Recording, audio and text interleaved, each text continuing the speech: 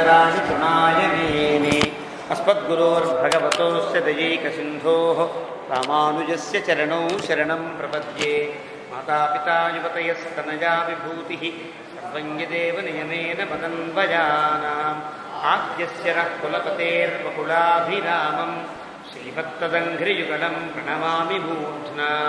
भूतं सरश्च महदात्मयभट्टनाथ श्रीभक्तिसारकुलशेखरयोगिवाहान् भक्ताङ्घ्रिरेणुपरकालयतीन्द्रमिश्रान् श्रीमत्पराङ्कुशमुनिं प्रणतोऽस्मि नित्यम्। पितामहस्यापि पितामहाय प्राचेतसादेशफलप्रदाय श्रीभाष्यकारोत्तमदेशिकाय श्रीशैलपूर्णाय नमो नमस्तात्।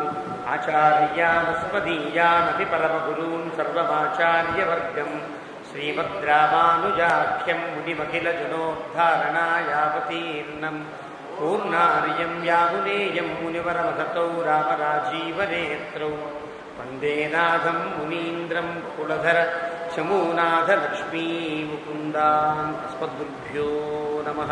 शुक्लाम्बरधरं विष्णुं शशिवर्णं चतुर्भुजं प्रसन्नवदनं ध्यायेत् सर्वविघ्नोपशान्तये। यस्य द्विरदवक्त्राद्याः आदिशद्याः परश्शतं विघ्नन्ति सततं विश्वक्सेनं तमाश्रये। ज्ञानानन्दमयं देवं जन्मलस्फटिकाकृतिम् आधारं सर्वविद्यानां हयग्रीवमुपास्महे।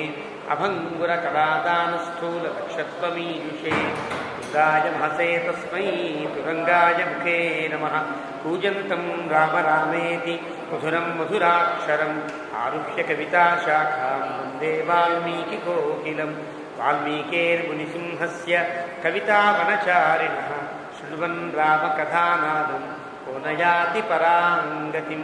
यः पिबन् सततं रामचरितामृतसागरम् अतृप्तस्थं मुनिं वन्दे प्राचेतसमकल्मषं। गोष्पदीकृतवाराशिं वशकीकृतराक्षसं रामायणमहामालारत्नं वन्दे लीलात्मजम्। अञ्जनानन्दनं वीरं जानकीशोकनाशनं कपीशमक्षहन्तारं वन्दे लङ्काभयङ्करम्। आमिषीकृतमार्ताण्डं गोष्पदीकृतसागरं तुमीकृतदशग्रीवम् आञ्जनेयं नमाम्यहम्। मनोजवं मारुततुल्यवेगं जितेन्द्रियं बुद्धिमतां वरिष्ठं वातात्मजं वानरयूथमुख्यं श्रीरामदूतं शिरसा नमामि। उल्लङ्घ्य सिन्धोः सलिलं सलीलं यशोकवह्निं जनकात्मजायाः आदाय तेनैव ददाह लङ्कां नमामि तं प्राञ्जलिराञ्जनेयम्। आञ्जनेयमतिपाटलाननं काञ्चनाद्रिकमनीयविग्रहं पारिजाततरुमूलवासिनं भावयामि पवमाननन्दनं। यत्र यत्र रघुनाथकीर्तनं तत्र तत्र कृतमस्तकाञ्जलिं बाष्पवारि परिपूर्णलोचनं मारुतिं नमत राक्षसान्तकम्। वेदवेद्ये परे पुंसि जाते दशरथात्मजे वेदः प्राचेतसादासीत् साक्षात् रामायणात्मना। चरितं रघुनाथस्य शतकोटिप्रविस्तरम् एकैकमक्षरं प्रोक्तं महापातकनाशनं। शृण्वन् रामायणं भक्त्या यः पादं पदमेव वा स याति ब्रह्मणस्थानं ब्रह्मणा पूज्यते सदा। वाल्मीकिगिरिसम्भूता रामसागरगामिनी पुनाति भुवनं पुण्या रामायणमहानदी। श्लोकसारसमाकीर्णं सर्गकल्लोलसङ्कुलं काण्डग्राहमहामीनं वन्दे रामायणार्णवम्। यः कर्णाञ्जलिसम्पुटैरहरः सम्यक् पिबत्यादरात् वाल्मीकेर्वदनारविन्दगलितं रामायणाख्यं मधु। जन्मव्याधिजराविपत्तिमरणैरत्यन्तसोपद्रवम् संसारं सविहाय गच्छति पुमान् विष्णोः पदं शाश्वतं। तदुपगतसमाससन्धियोगं सममधुरोपनतार्धवाक्यबद्धं रघुवरचरितं मुनिप्रणीतं दशशिरसश्च वहन्निशामयध्वं। श्रीराघवं दशरथात्मजमप्रमेयं सीतापतिं रघुकुलान्वयरत्नदीपम् आजानुबाहुमरविन्ददलायताक्षं रामन्निशाचरविनाशकरं नमामि।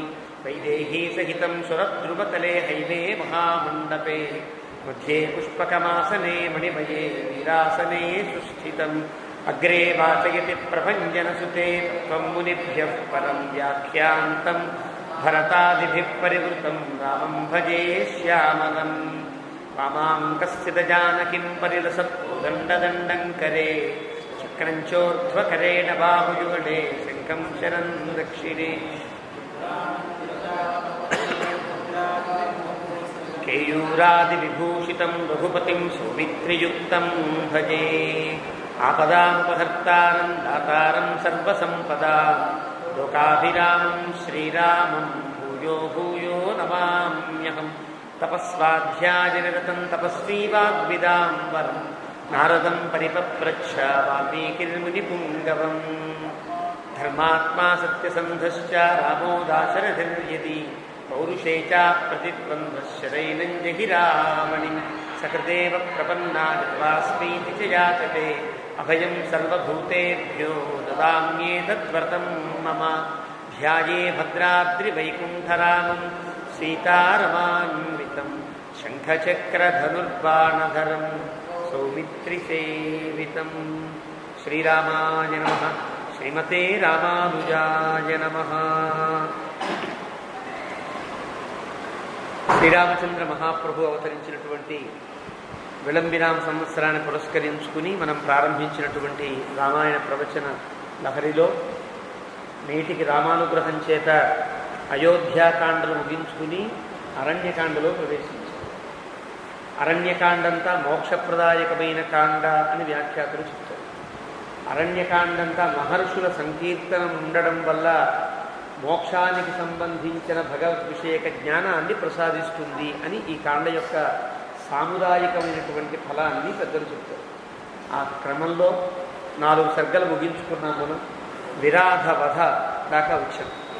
ఈ విరాధ వధని వింటే పాపములు పోతాయి అని బ్రహ్మాండ పురాణములలో ఒక్కొక్క ఘట్టానికి ఒక్కొక్క ఫలాన్ని ఇచ్చేటువంటి సందర్భంలోనే యహా విరాధవధం శృణోతి అంటూ విరాధవధను వింటే కనుక కొన్ని పాపాలు పోతాయి అని చెప్తారు. కారణం పాపములనేవి గత జన్మలో ఉండేటువంటి కర్మలు, పుణ్యకర్మలో పాపకర్మలో వాటి వల్ల ఏర్పడేటువంటి సంఘటనలు కాబట్టి ఈ ఉన్నటువంటి అంతకు ముందున్నటువంటి సంచితములు కానీ రాబోయే ఆగామి పాపములు కానీ ఇవన్నీ కూడా కేవలం భగవద్ అనుగ్రహం చేతనే పోతాయి. కాబట్టి ఇక్కడ విరాధుని యొక్క పాపములు నశింపజేసిన తరువాత ఉండే వ్యక్తుల యొక్క పాపములన్నీ నశింపజేసి మోక్షాన్ని ప్రసాదించిన రాముని యొక్క ఎప్పుడైనా సరే మోక్షం అంటే పాప పరిహారము, మోక్ష సంధాయకము ఈ రెండూ ఉంటాయి. అందుకనే కర్మశ్లోకంలో పరమాత్మ అహంత్వా సర్వపాపేభ్య మోక్షయిష్యామి అని అంటారు. పాపములు పోగొట్టుట, మోక్షమును ప్రసాదించుట, ఒక ముఖ్యము నిర్మలముగా కడుగుట, శుద్ధి చేయుట, దాన్ని ధరించుట ఎలాంటిదో ఇది కూడా అలాంటిదే. కాబట్టి పాపములన్నీ పోతాయి అని దానికి ఫలితాన్ని ఇస్తారు. అలా విరాధ వధని పూర్తి చేసుకున్నాం మనం. ఆ విరాధుడు గత జన్మలో ఉండేటువంటి గంధర్వపుత్రుడని అతను ఒక సలహాని ఇచ్చాడు రామచంద్ర ప్రభువుకి. మీరు గబగబా వేగమే శరభంగ మహాముని సందర్శించండి, మీకు అనేక లోకములు సిద్ధిస్తాయి అని చెప్పాడు. అది ఏం లోకములో ఇక్కడ శరభంగ మహర్షి చెప్పాడు. ఎందుకు త్వరగా వెళ్ళమన్నాడో ఘట్టం చూస్తే తెలుస్తుంది. హత్వాతు తం భీమబలం విరాధం రాక్షసం వనే తతః సీతాం పరిష్వజ్య సమాశ్వాస్య వీర్యవాన్. ప్రారంభ శ్లోకం 5వ సర్గది. హత్వాతు వాని సంహరించిన తరువాత భీమబలం విరాధం, చాలా గొప్ప బలవంతుడు అతను విరాధుడు. వాడు రాక్షసుడు అయ్యాడు. ఆ అడవిలో వాడిని సంహరించారు. తతః సీతాం పరిష్వజ్య, అప్పటిదాకా వాడి యొక్క ఆకారం చూసినా వాడి యొక్క హుంకారం చూసినా సీత భయపడుతున్నట్లుగా కనిపించింది చిన్నపిల్ల కావడం చేత. ఆ సీతను దగ్గరికి తీసుకున్నాడు. తం పరిష్వజ్య, కౌగిలించుకుని సమాశ్వాస్య, ఓదర్తని ఇంకేం భయం లేదు, మేమిద్దరం ఉన్నాం, నీకేం రక్షణకి మేమిద్దరం ఉన్నాం కాబట్టి ఎలాంటి భయము నీకు అవసరం లేదు. సమాశ్వాస్యచ వీర్యవాన్, వీర్యవంతుడైన రామచంద్ర ప్రభు. అబ్రవీం లక్ష్మణం రామో భ్రాతరం దీప్త తేజసం. మంచి ఒక పెద్ద వధని చేశాడేమో, రామునికైతే పెద్ద విజయాన్ని సాధించినట్టుగా ఏం లేదు, కానీ లక్ష్మణస్వామి మాత్రం మంచి విజయగర్వంతో ఉన్నాడు. ఆ విజయగర్వంతో ఉన్నాడు కాబట్టి దీప్త తేజసం, చాలా పెద్ద ఆపదను తొలగించాం, మనం మంచి గొప్పవాళ్ళం కదా అన్నట్లుగా లక్ష్మణస్వామి ఉంటే, లక్ష్మణస్వామితో అంటున్నాడు రాముడు, అతనికి ఉండేటువంటి ఆ ధైర్యాన్ని తగ్గించడం ప్రధానం కాదు, ముందు ముందు రాబోయే విపత్తులను గుర్తు చేయడం ప్రధానంగా. కష్టం వనమిదం దుర్గం నచాస్మో వనగోచరా అభిగచ్చామహే శీఘ్రం శరభంగం తపోధనం. లక్ష్మణ, మనం గర్వపడవలసిన సమయం కాదు, కష్టం వనం ఇదం దుర్గం, చాలా కష్టమైనది, ఇది గహనమైనది అంటే కష్టం కృచ్ఛ్రం గ్రహణయో అని, చాలా గహనమైనటువంటి అడవిది. దుర్గం, ఎలా వెళ్ళాలో దారి తెలియట్లా, ఏదైనా కాలిబాట్లు ఉంటాయా అడవిలో? ఉండవు. రోడ్లు దారులు రాష్ట్రాలు ఏమి ఉండవు కదా, ఎలా వెళ్ళాలో తెలియదు, ఎక్కడికి వెళ్ళాలో తెలియదు. ఇలాంటి దుస్థితిలో మనం ఉన్నాం. నచస్కో వనగోచరా, మన అడవిలో బాగా అలవాటు ఉన్న వాళ్ళం కూడా కాదు కదా, కాబట్టి మనం గర్వపడవలసిన, లేకపోతే విజయగర్వంతో ఉండవలసిన సమయం కాదు. గబగబా మనం ఈ మధ్య అడవి నుండి ఏదో ఒక ఆశ్రమానికి చేరుకోవాలి అంటూ రామచంద్ర ప్రభువు లక్ష్మణస్వామిని చెప్పాడు. ఆశ్రమం శరభంగస్య రాఘవోభిజగామహ. అంతకుముందు విరాధుడు చెప్పినటువంటి ఒక మార్గాన్ని గుర్తుపెట్టుకున్నటువంటి రామచంద్ర ప్రభు శరభంగ మహాముని యొక్క ఆశ్రమం దగ్గరికి వెళుతున్నారు. అండంలో హా అని వాల్మీకి ప్రయోగిస్తారు. హా అని ప్రయోగం దేనికి అంటే, మన పెద్దలు చాలా అందంగా చెప్తారు. సంక్షేపరామాయణం అని ఉన్నది, బాలకాండ యొక్క మొదటి సర్గ. ఆ సర్గలో కూడా విరాధం రాక్షసం హత్వా శరభంగం దదర్శ అనుస్తుంది. విరాధుడనే రాక్షసుని చంపి శరభంగుడనే మహర్షిని చూచెను, ఎంత గొప్ప ఆశ్చర్యము. ఇది ఆ వాక్యం మనకు ఉండే అర్థం. విరాధుని రాక్షసుని చంపితే శరభంగుని చూడడం ఏమిటి గొప్పతనము అంటే, రిక్తపాణిర్నపశ్యేత్తు రాజానం దైవతం గురు. ఖాళీ చేతులతో ఒక మహాత్ముల దగ్గరికి వెళ్ళినా, ఒక రాజుగారి దగ్గరికి వెళ్ళినా, ఒక గురువుగారి దగ్గరికి వెళ్ళినా, ఒక చిన్న పిల్లల్ని పలకరించడానికి వెళ్ళినా ఉత్త చేతులతో వెళ్ళరాదు. ఇది ధర్మశాస్త్రం. మరి ఇప్పుడు వెళ్ళేది శరభంగ మహాముని దగ్గరికి. అతనికి ఏం తీసుకెళ్ళారు? మణులు, మాణిక్యాలు, ఆభరణాలు ఏవో తీసుకువెళ్ళారు. రాముడే అవన్నీ విడిచి వచ్చినవు. ఇప్పుడు ఏం తీసుకువెళ్ళచ్చు? కందమూలాలు, దుంపలు, దబ్బలు తీసుకెళ్ళారు. ఈ తీసుకెళ్ళకపోతే వాడి దగ్గర ఉండవా? ఆయన దగ్గర సమృద్ధిగా ఉంటాయి మహర్షి దగ్గర. కాబట్టి ఆ మహర్షి ఏ వార్తని చెబితే మహదానంద పడిపోతాడో, ఏ వార్త ఆ మహర్షులందరికీ గొప్ప బహుమతిగా పరిణమిస్తుందో, అలాంటి విరాధుని చంపాననే వార్తను రాముడు బహుమానంగా తీసుకుని వెళ్ళాడయ్యా. అది రాముడికి ఉండే ధర్మ సూక్ష్మత అంటూ హా అని వాల్మీకి ప్రయోగిస్తారు. అందువల్ల రాఘవ అభిజగామహ, రాముడు ఆ శరభంగ మహామునికి వెళ్ళారు. తస్య దేవ ప్రభావస్య తపసా భావితాత్మన. సామాన్యుడు కాడు శరభంగ మహాముని. ఎంత గొప్పవాడంటే దేవ ప్రభావస్య, దేవతలతో సమానమైనటువంటి ప్రభావము కలిగినవాడు. దేవపదం రెంటికి వర్తిస్తుంది. నిత్యసూరులని ఉంటారు. పరమపదంలో భగవత్ సన్నిధిలో ఎప్పుడూ ఈ సాంసారిక లేశమైన అంతకండా ఉండేవారు ఉంటారు. వారికి అసలు దేవుడు అని పేరు. ఎత్ర పూర్వే సాధ్యా సంతి దేవా, వేదం చెప్తుంది. అసలు వాళ్ళు దేవతలు అంటే, అలాంటి దేవులు అంటే నిత్యసూరులతో సమానమైన ప్రభావము కలిగిన వారి శరభంగ మహర్షి అని ఒక అర్థం. లేదు, దేవతలతో సమానమైన ప్రభావం కలిగిన దేవ ప్రభావస్య తపసా భావితాత్మన. భావితాత్మన భగవత్ సాక్షాత్కారాన్ని పొందతగిన యోగ్యత కలిగినది, లేక పొందినవాడు. భగవత్ సాక్షాత్కారాన్ని పొందారా అంటే ఇగో ఈ ఘట్టం తెలుస్తుంది.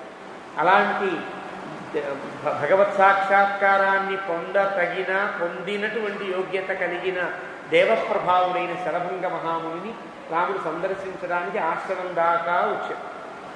అక్కడికి సమీపే శరభంగస్య దదర్శ మహదద్భుతం విభ్రాజమానం వపుషా సూర్య వైశ్వానరోపమం. వెళ్ళంగానే ఆ ఆశ్రమం కనిపిస్తోంది. మహర్షి అక్కడ దివ్యమైన తేజస్సుతో కనిపిస్తున్నాడు. ఆ మహర్షి ముందు ఏదో ఒక అద్భుతం కనిపిస్తుంది రాముడికి. చాలా గొప్ప అద్భుతంగా అనిపించింది. మహదద్భుతం విభ్రాజమానం వపుష. ఆ అద్భుతం అంతా ఎలా ఉందంటే ఒక మానవాకారాన్ని పొందినట్లుగా, అంటే గొప్ప తేజస్సు కనిపిస్తుంది రాముడి కంటికి. అది మానవాకారంలో ఉన్నది. ఎలా ఉంది ఆ తేజస్సు అంటే సూర్య వైశ్వానర రూపము. సూర్యుడి కంటే అగ్నిహోత్రము కంటే వేరైన గొప్ప తేజపదార్థంలాగా ఆ ఆకారం కనిపించింది. అవరుహ్య రథోత్సంగాత్, ఆ ఆకారం ఎలా ఉంది అంటే అప్పుడే ఒక రథంలో దిగుతోంది ఆ ఆకారం. శరభంగ మహాముని దగ్గర రథంలో దిగుతుంది. ఆ రథోత్సంగాత్ సకాశే విబుధానుగం, ఆ ఆకారం వెంట ఆ తేజపుంజము వెనకాల ఎంతోమంది తేజస్వీరులంతా. ఆశ్చర్యం కలిగింది రాముడికి. అసంస్పృశంతం వసుధాం దదర్శ విబుధేశ్వరం, వారెవ్వరి పాదములు కూడా భూమిని తాకడంగా, అంటే వాళ్ళంతా దేవలోకములో ఉండి దేవతలు తెలిసింది. వాళ్ళందరూ ఈయన అనుసరిస్తున్నారంటే ఈయన దేవతలకు ప్రభువు అయిన దేవేంద్రుడు కావచ్చు అని రాముడు ఊహ చేశాడు. దదర్శ విబుధేశ్వరం, అలా ఉండే దేవేంద్రుణ్ణి రాముడు చూశాడు. శరభంగ మహామునికి వస్తున్నాడు. సుప్రభాభరణం దేవం విరజోంబరధారిణం తద్విధైరేవ బహుభిః పూజ్యమానం మహాత్మభిః, చాలా ప్రకాశవంతములైనటువంటి ఆభరణములు ధరించారు. ఆ దిగుతున్నప్పుడు ఎప్పుడైనా సరే ఒక తేజపుంజం కనిపించింది. ఆ తేజపుంజంలా ఉండే వ్యక్తిని మనం గమనించినప్పుడు ముందు తేజస్సే కనిపిస్తుంది. తేలిపార చూస్తే తేజస్సులో ఒక ఆకారం కనిపిస్తుంది. మీరు ఎప్పుడైనా మధ్యాహ్నం పూట సూర్యుడిని చూసే ప్రయత్నం చూడండి.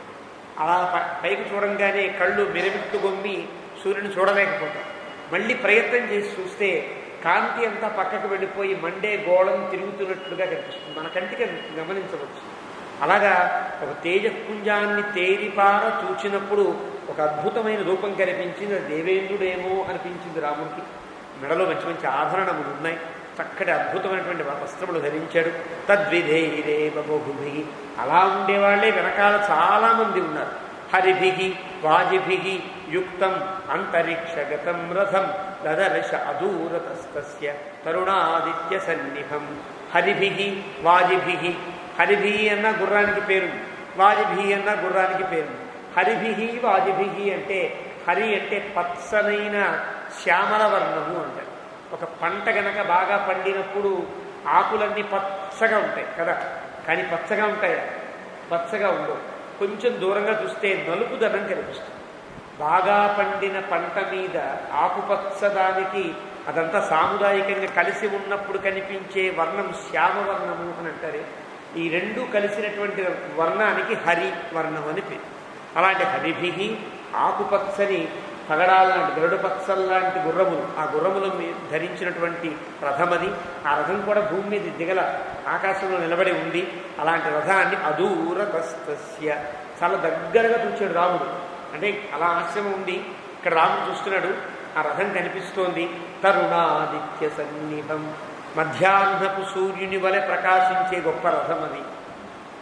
అంటే గోళంగా సూర్యమండలంలాగా ఉండే రథం. మనం అనుకునేటువంటి రథాల మన డిజైన్ కాదన్నమాట. సూర్యమండల శోభితం తరుణాదిత్య సన్నిభం అలా. పాండురాభ్రఘన ప్రఖ్యం చంద్రమండల సన్నిభం అపశ్యద్విమలం ఛత్రం చిత్రమాల్యోపశోభితం. అది ఆయన మీద ఒక ఛత్రము, అది పాండురాభ్రఘన ప్రఖ్యం, తెల్లటి మబ్బుల వలె నిర్మలమైనటువంటి శరత్కాలంలో ఉండే మబ్బుల వలె ఉండేటువంటి తెల్లని గొడుగది. చంద్రమండల సన్నిభం, చంద్రమండలంలాగా గుండ్రంగా ఉంది. అపశ్యతు విమలం, చాలా పరిశుద్ధమైనటువంటి ఛత్రాన్ని ధరించి ఉన్నాడు. చిత్రమాల్యోపశోభితం, ఆ ఛత్రాన్ని కూడా రకరకాల మాలికలు అల్లి ఉన్నాయి. అలాంటి ఒక ఛత్రాన్ని ధరించి ఉన్నాడు. ఛత్రం పట్టుకున్నారు అక్కడ ఉండేటువంటి ఆ వెనకాల ఉండేటువంటి విభూతులంతా కూడా. చామర వ్యజనే చాగ్రియే రుక్పదండే మహాధనే గృహీతే వరణారీభ్యాం ధూయమానే చ మూర్ధని గంధర్వామర సిద్ధాశ్చ బహవః పరమర్షయః అంతరిక్షగతం దేవం వాగ్భిరగ్రియాభిదీడిరే. ఇవన్నీ కూడా ఇలాంటి ఒక మనిషిని రాముడు చూచెను దాకా అన్వయం. దదర్శ రామ దాకా అన్వయం. ఎలా ఉన్నాయంటే ఇద్దరు గొప్ప గొప్ప స్త్రీ మూర్తులు రెండు చామరాలు పట్టుకుని అక్కడ వీస్తున్నారు. అక్కడ కింద నడుస్తున్నా కూడా వీస్తూ నడుస్తున్నారు వాళ్ళు కూడా. అగ్రియే అంటే చాలా ప్రధానమైన చామరం. రుక్పదండే వాడికి బంగారు పిడులు ఉన్నాయి. బంగారు పిడితో ఉండే చామరాలు వాళ్ళిద్దరు వేస్తున్నారు. అలా ధూయమా అనేచ మూర్ధని, అతని శిరస్సు మీద అలా పడేటట్టుగా వాళ్ళు చామరాన్ని వీస్తున్నారు. గంధర్వులు, అమరులు, సిద్ధులు, పరమర్షయ, చాలామంది మహర్షులంతా కూడా ఆయన చుట్టూ ఒక తేజశరీరులై ఉండి ఆయన స్తోత్రం చేస్తున్నారు. గొప్ప దేవుడినా దేవేంద్రుడు అని తెలుస్తుంది. అంతరిక్షగత సహ సంభాషమానేతు, అతను దిగాడు. శరభంగ మహామునితో ఏదో మాట్లాడుతున్నాడు. దూరంగా ఉంటే మాట వినిపించవు కదా. శరభంగ మహాముని కూర్చున్నాడు, ఆయన ఏదో మాట్లాడుతున్నాడు. ఇద్దరి మాటలు మాట్లాడుకుంటున్నారు అని చూసిన రాముడు దృష్ట్వా శతక్రతుం తత్ర రామో లక్ష్మణమబ్రవీత్. ఈ దృశ్యం చూడడం కోసమనే విరాజులు గబగబా వెళ్ళండి అన్న కారణం. రాముడు చూడాలి ఘట్టాన్ని అనుకుని ఇక ఆలస్యం చేయకండియా, ఇప్పుడు వెంటనే వెళ్ళిపోండి అని చెప్పిన కారణం దేవేంద్రుడు శరభంగుడు కలిసిన ఘట్టం రాముడు చూడాలి అని పంపించాడు. చూశాడు రాముడు. చూసి సహ దృష్ట్వా శతక్రతుం తత్ర, అక్కడ దేవేంద్రుడు చూచి శరభంగుడితో మాట్లాడుతున్నటువంటి రామో లక్ష్మణ బ్రవీత్, లక్ష్మణస్వామితో అంటున్నాడు రాముడు. రామోధ రథ బుద్ధిస్య, అలా వేలు పెట్టి రహస్యంగా చూసావా లక్ష్మణ, ఆ రథాన్ని చూడు అని వేలు పెట్టి చూపించాడు రథాన్ని. లక్ష్మణాయ ప్రదర్శయన్, లక్ష్మణుడు చూపిస్తూ అర్చిష్పంతం శ్రియాజిష్టం అద్భుతం పశ్య లక్ష్మణ. రాముడే అద్భుతంగా ఉంది అనుకునేంత బాగుంది. ఇంకా మనం మనకెంత అద్భుతంగా ఉంటుందో ఆలోచించాం. రాముడికి రథాల పదవేం లేదు కదా. అయోధ్యలో ఎన్నో రకరకాల డిజైన్లు ఉండే రథాలంటే చూసుంటాడు. అలాంటి రాముడే అబ్బా ఎంత అద్భుతంగా ఉంది రథం అన్నాడంటే అంత అద్భుతంగా ఉందో చూడండి. ఆ రథమే మళ్ళీ యుద్ధకాండలో రాముడికి మాతలితో పంపిస్తాడు. ఎవరు? దేవేంద్రుడు. రావణాసుని చంపే సందర్భంలో మాతలి సారథిగా ఉండి ఈ రథాన్ని తీసుకొస్తాడు. తదద్భుతం, అద్భుతం పశ్య లక్ష్మణ, ఎంత అద్భుతంగా ఉందో చూడు. అర్చిష్మంతం, చాలా తేజస్సుతో ఉంది. శ్రియాజుష్టం అంటే మంగళావహంగా ఉంది.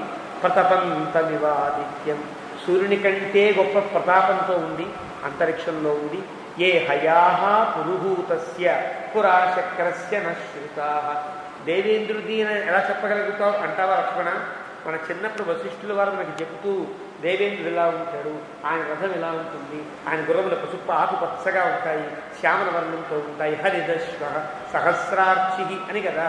అలాగా హరిదశ్వులై ఉంటారని సూర్యుడు చెప్పినట్టే మనకి చెప్పారు కదా. ఆ రకంగా మనం ఏదైతే విన్నామో గతంలో అదే గుర్రములు అదే రథం కదా. కాబట్టి అంతరిక్షగత దివ్యా తయినే హరయో ధ్రువం. కాబట్టి అంతరిక్షంలోనే ఉండి భూమి మీద అవి కూడా అడుగు కట్టలేదంటే దేవేంద్రుడి యొక్క రథము అని గుర్తించి ఇమే చ పురుషం వ్యాఘ్రాః ఏ తిష్టంతి అభితో రథం శతం శతం కుండలినః యువానః ఖడ్గపానయః. అంటే 4 దిక్కుల రథానికి 4 దిక్కులా కూడా ఇటు 100 మంది అటు 100 మంది ఇటు 100 మంది ఇటు 100 మంది మంచి మంచి కుండలాలు ధరించి మంచి 30 ఏళ్ల వయసులో ఉండండి కత్తులు పట్టుకుని చుట్టూ చూస్తున్నారు. అలాగా పహరా కాస్తున్నారు దేవేంద్రుడు. వాళ్ళంతా దేవతలయ్యా. విస్తీర్ణ విపులోరస్కాహ, విశాలమైనటువంటి వరస్కములు కలిగిన వారు, అంటే పక్షస్థలము కలిగిన వాడు. పరిఘాయక బాహవః, మంచి ఇనప గుదియల వంటి చేతులు కలిగిన వాడు. ఇనప గుది అంటే ఇనప ఒక రాడ్డు స్తంభంలాంటి ఉందనుకోండి, అది ఎంత బలంగా ఉంటుంది. అలాంటి బలమైనటువంటి చేతులు అంటే మంచి మంచి బలవంతులు వాడు. శోణాంశువసనా, ఎర్ర బట్టలు ధరించారు వాళ్ళంతా కూడా. సర్వే వ్యాఘ్రా ఇవ పురాసదా, ఎలాగైతే పెద్ద పుల్ని చూసి దగ్గరికి వెళ్ళాలి అనిపించకుండా దూరం నుంచి ఎంత బాగుంది అనుకోవాలో వాళ్ళని చూసినా అట్లాగే ఉన్నారు. దగ్గరికి వెళ్ళడానికి సాహసించలేమో అన్నట్టుగా ఉన్నారు. ఉరో దేశేషు సర్వేషాం హారాః జ్వలన సన్నిభాః రూపం బిభ్రతి సౌమిత్రే 25 వార్షికం. వాళ్ళ యొక్క హృదయముల మీద మంచి మంచి ఆభరణములు ఉన్నాయి. చూసావా రూపాలు 25 ఏళ్లకు మించి ఉండరు వాళ్ళంతా. దేవతలంతా త్రిదశాః విబుధాః సురాః అని పేరు అమరకోశంలో. త్రిదశాః అంటే వాళ్ళు ఎంతకాలం ఉన్నా 30 ఏళ్ల లోపే ఉంటారు తప్ప 30 ఏళ్లకు మించి 1 ఏడాది కూడా వాళ్ళు పెరగరు. వాళ్ళ వయసు అది అలా ఉంటారు కదా. కానీ వీళ్ళంతా అలాగే ఉన్నారు కాబట్టి వీళ్ళంతా దేవతలే. ఏతద్ధి కిల దేవానాం వయో భవతి నిత్యదా యథ ఇథేనే పురుషవ్యాఘ్రాః దృశ్యంతే ప్రియదర్శనాః. కాబట్టి ఏదైతే మనం గ్రంథములలో చదివామో ఆ దేవతల యొక్క వయస్సును బట్టి వీళ్ళంతా పురుషవ్యాఘ్రుడై కనిపిస్తున్నారు, వీళ్ళంతా దేవతలు అని రామునికి ఒకసారి ఆగల. గబగబా వెళ్ళి ఆ సంభాషణ వినాలి, వాడితో కలవాలి అనిపించింది. కారణం ఈయనలో ఉండేటువంటి ఒక ఒక ఒక ప్రణాళికకి అనుసరించి కదా ఆయన అవతరించాడు. కాబట్టి ఈయన ఏం చెయ్యాలో తర్వాత ఏం చెయ్యాలో చెప్పడానికే దేవేంద్రుడు వచ్చాడు. అక్కడ దాకా చూసేటప్పుడు, దేవతలను చూసేటప్పుడు ఒకసారి మీకు ఏదైనా మనకు నాటకాల్లో చూసుంటాం లేదా సినిమాల్లో చూసుంటాం. చిన్నప్పుడు అంతా స్పృహంతా కోల్పోయిన వాళ్ళు, ఏవి జ్ఞాపకం లేని వాళ్ళు వాళ్ళ సొంత ఊరు తీసుకువెళితే అక్కడ ఉండే కొన్ని గుర్తులను బట్టి కరెక్టే, నా చిన్నతనం అంతా ఇలా గడిచింది, మా నాన్న పేరుది, మా అమ్మ పేరుది అని చెప్తారే. అంటే ఒక జ్ఞాపికని కలిగించేటట్టుగా సన్నివేశములు ఉంటాయి. దేవతలను ఈ దేవ వాతావరణం చూసేటప్పటికీ భగవంతుడికి నేను భగవంతుడిని కదా అనిపించింది రాముడు. గబగబాని తను వెళ్ళాలి ముందు, అక్కడ వెళ్ళి మాట్లాడాలనిపించి ఇహైవ సహ వైదేహ్య, మళ్ళీ లక్ష్మణస్వామి చూడకుండా ముందు ఉన్న రాముడు దొరకానికి ఇక్కడే ఉండు, లక్ష్మణ సీతను జాగ్రత్త వచ్చుకుంటూ ఇక్కడే ఉండు, నేను వెళ్ళి వాళ్ళతో మాట్లాడొస్తాను అని ముందుకు కదిలేడు. ముహూర్తం తిష్ట లక్ష్మణ, ఇక్కడే ముహూర్త కాలం 24 నిమిషాలు 45 నిమిషాలు ఇక్కడే ఉంది, కదలకి ఇక్కడి నుంచి, నేను వెళతాను ముందుకి అన్నాడు. అని తదేవ ముక్త యావజ్జానామ్యహం వ్యక్తం క ఏష ద్యుతిమాన్ రథే, ఏమో సంగతి ఏమో తెలుసుకొస్తారు, అతనెవరో అతను తెచ్చిన వార్త ఏమో తెలుసుకుని వస్తారు అని రాముడు అవతార మూలాన్ని స్మరించిన వాడే ముందుకు కదిలి మళ్ళీ కదిలితే ఆయనలో ఉండే భాగమే కదా లక్ష్మణస్వామి. ఈయన ఆటోమేటిక్గా ముందుకు కదిలే, ఆయనతోనే అడుగు వేస్తుంటే మళ్ళీ వెనక్కి తిరిగి చూస్తున్నామేంటి, ఆగు. తతస్సమభిగచ్చంతం తమేవ ముక్త్వా సౌమిత్రిం ఇహైవ స్థీయతామితి, ఇక్కడే ఉంది కదా, ఇక్కడే ఉంది. సీత వెనక, మధ్య లక్ష్మణుడు, ముందు రాముడు ఉన్నారు. సీత పాపం ఎక్కడ ఆగితే అక్కడే ఆగింది. ఈ లక్ష్మణస్వామి ఆగలేక 2 అడుగులు ముందు వేశాడు, రాముడు కొంచెం ముందుకు వచ్చాడు, మళ్ళీ వెనక్కి తిరిగి వస్తున్నాడని అలికిడి పిలిపించి ఇహ ఇవ స్థీయత, ఇక్కడే రాకు అన్నాడు. అని తమేవ ముక్త అభిచక్రామ కాకుత్స్థ శరభంగాశ్రమం పతి, గబగబా అడుగులు వేయడం ప్రారంభించాడు రాముడు అడుగులు వేస్తూ ఉంటే ఇంద్రుడు చూసి అమ్మో రాముడు చూస్తాడు, రాముడు రాకూడదు, రాముడు నాతో మాట్లాడకూడదు, రాముడు వచ్చేలోపుగానే నేను వెళ్ళిపోవాలి, నాతో రాముడు మాట్లాడడానికి వీల్లేదు. ఎందువల్ల ఇహోపయాతి అసౌ రామో యావన్మాం నాభిభాషతే, ఇహ ఉపయాతి గబగబా మన దగ్గరికే వస్తున్నాడు రాముడు, యావన్మాం నాభిభాషతే, నాతో మాట్లాడకుండా ఉండేటట్లుగా ప్రయత్నం చేయాలి. నిష్ఠాన్నయతు తావత్తు, ఎందువల్లంటే అతను చేయవలసిన అద్భుత కృత్యం ఒకటి ఉన్నది. నాతో మాట్లాడితే ఆ కృత్యానికి ఆటంకం కలగచ్చు. దేవేంద్రుడితో మాట్లాడేటప్పటికీ నేను ఖచ్చితంగా ఆయన రాగానే నమస్కారం పెట్టక తప్పదు, పాదాల మీద పడక తప్పదు, ప్రార్థించక తప్పదు, వంగోక తప్పదు, కూర్చోక తప్పదు, రాముడు నుంచుని దేవస్వరూపాన్ని పొందక తప్పదు. అంటే రాముడు దేవుడని లోకానికి ప్రపంచానికి వెల్లడి కావడానికి వీల్లేదు. ఇప్పుడు ఆయన మానవావతారంలో ఉన్నాడు, నేను దేవుడిగా ఉన్నా, కానీ ఆయన దేవుడని నాకు తెలుసు. దగ్గరకు వస్తే నేనేం చెయ్యాలి, నాకుండే ధర్మాన్ని పట్టి ఆయనకి సాష్టాంగ దండ ప్రణామం చెయ్యాలి. అంటే ఈ పథకమంతా ఇబ్బంది కలిగే అవకాశం ఉంటుంది. కాబట్టి ఇంద్రుడు చెప్తున్నాడు, నిష్ఠాన్నయతు తావత్తు తతో మాం ద్రష్టుమర్హతి, ఆ పని పూర్తి చేసిన తర్వాత రావణ వధ అనే పని ఏదైతే ఉన్నదో మనం అనుకున్న పని, ఆ పని పూర్తి చేసుకున్న తర్వాత మాత్రమే రాముడు నన్ను చూడతగును. ఈ ప్రయోగం కరెక్టేనా? రాముణ్ణి నేను చూడతగును అంటారా? రాముడు నన్ను చూడతగును అంటాడు. అంటే రాముడు ఇప్పుడు తక్కువ మానవ రూపంలో ఉన్నాడు. మానవ జాతి కంటే దేవజాతి గొప్పది. తాను దేవజాతిలో ఉన్నాడు. మానవ జాతిలో ఉన్నప్పటికీ రాముడు మానవ జాతిలోనే ఉన్నాడు. కాబట్టి జాతి మర్యాదను పాటించాడు కదా. దానిని బట్టి రాముడు ఇప్పుడు నన్ను చూడడానికి తగడు. తర్వాత ఎప్పుడు చూస్తారు? జితవంతం, ఇక్కడే ప్రయోగం, వాల్మీకి చెప్పే ప్రయోగంలో ఉండే అద్భుతమైన అంశములు ఇక్కడ కనిపిస్తాయి.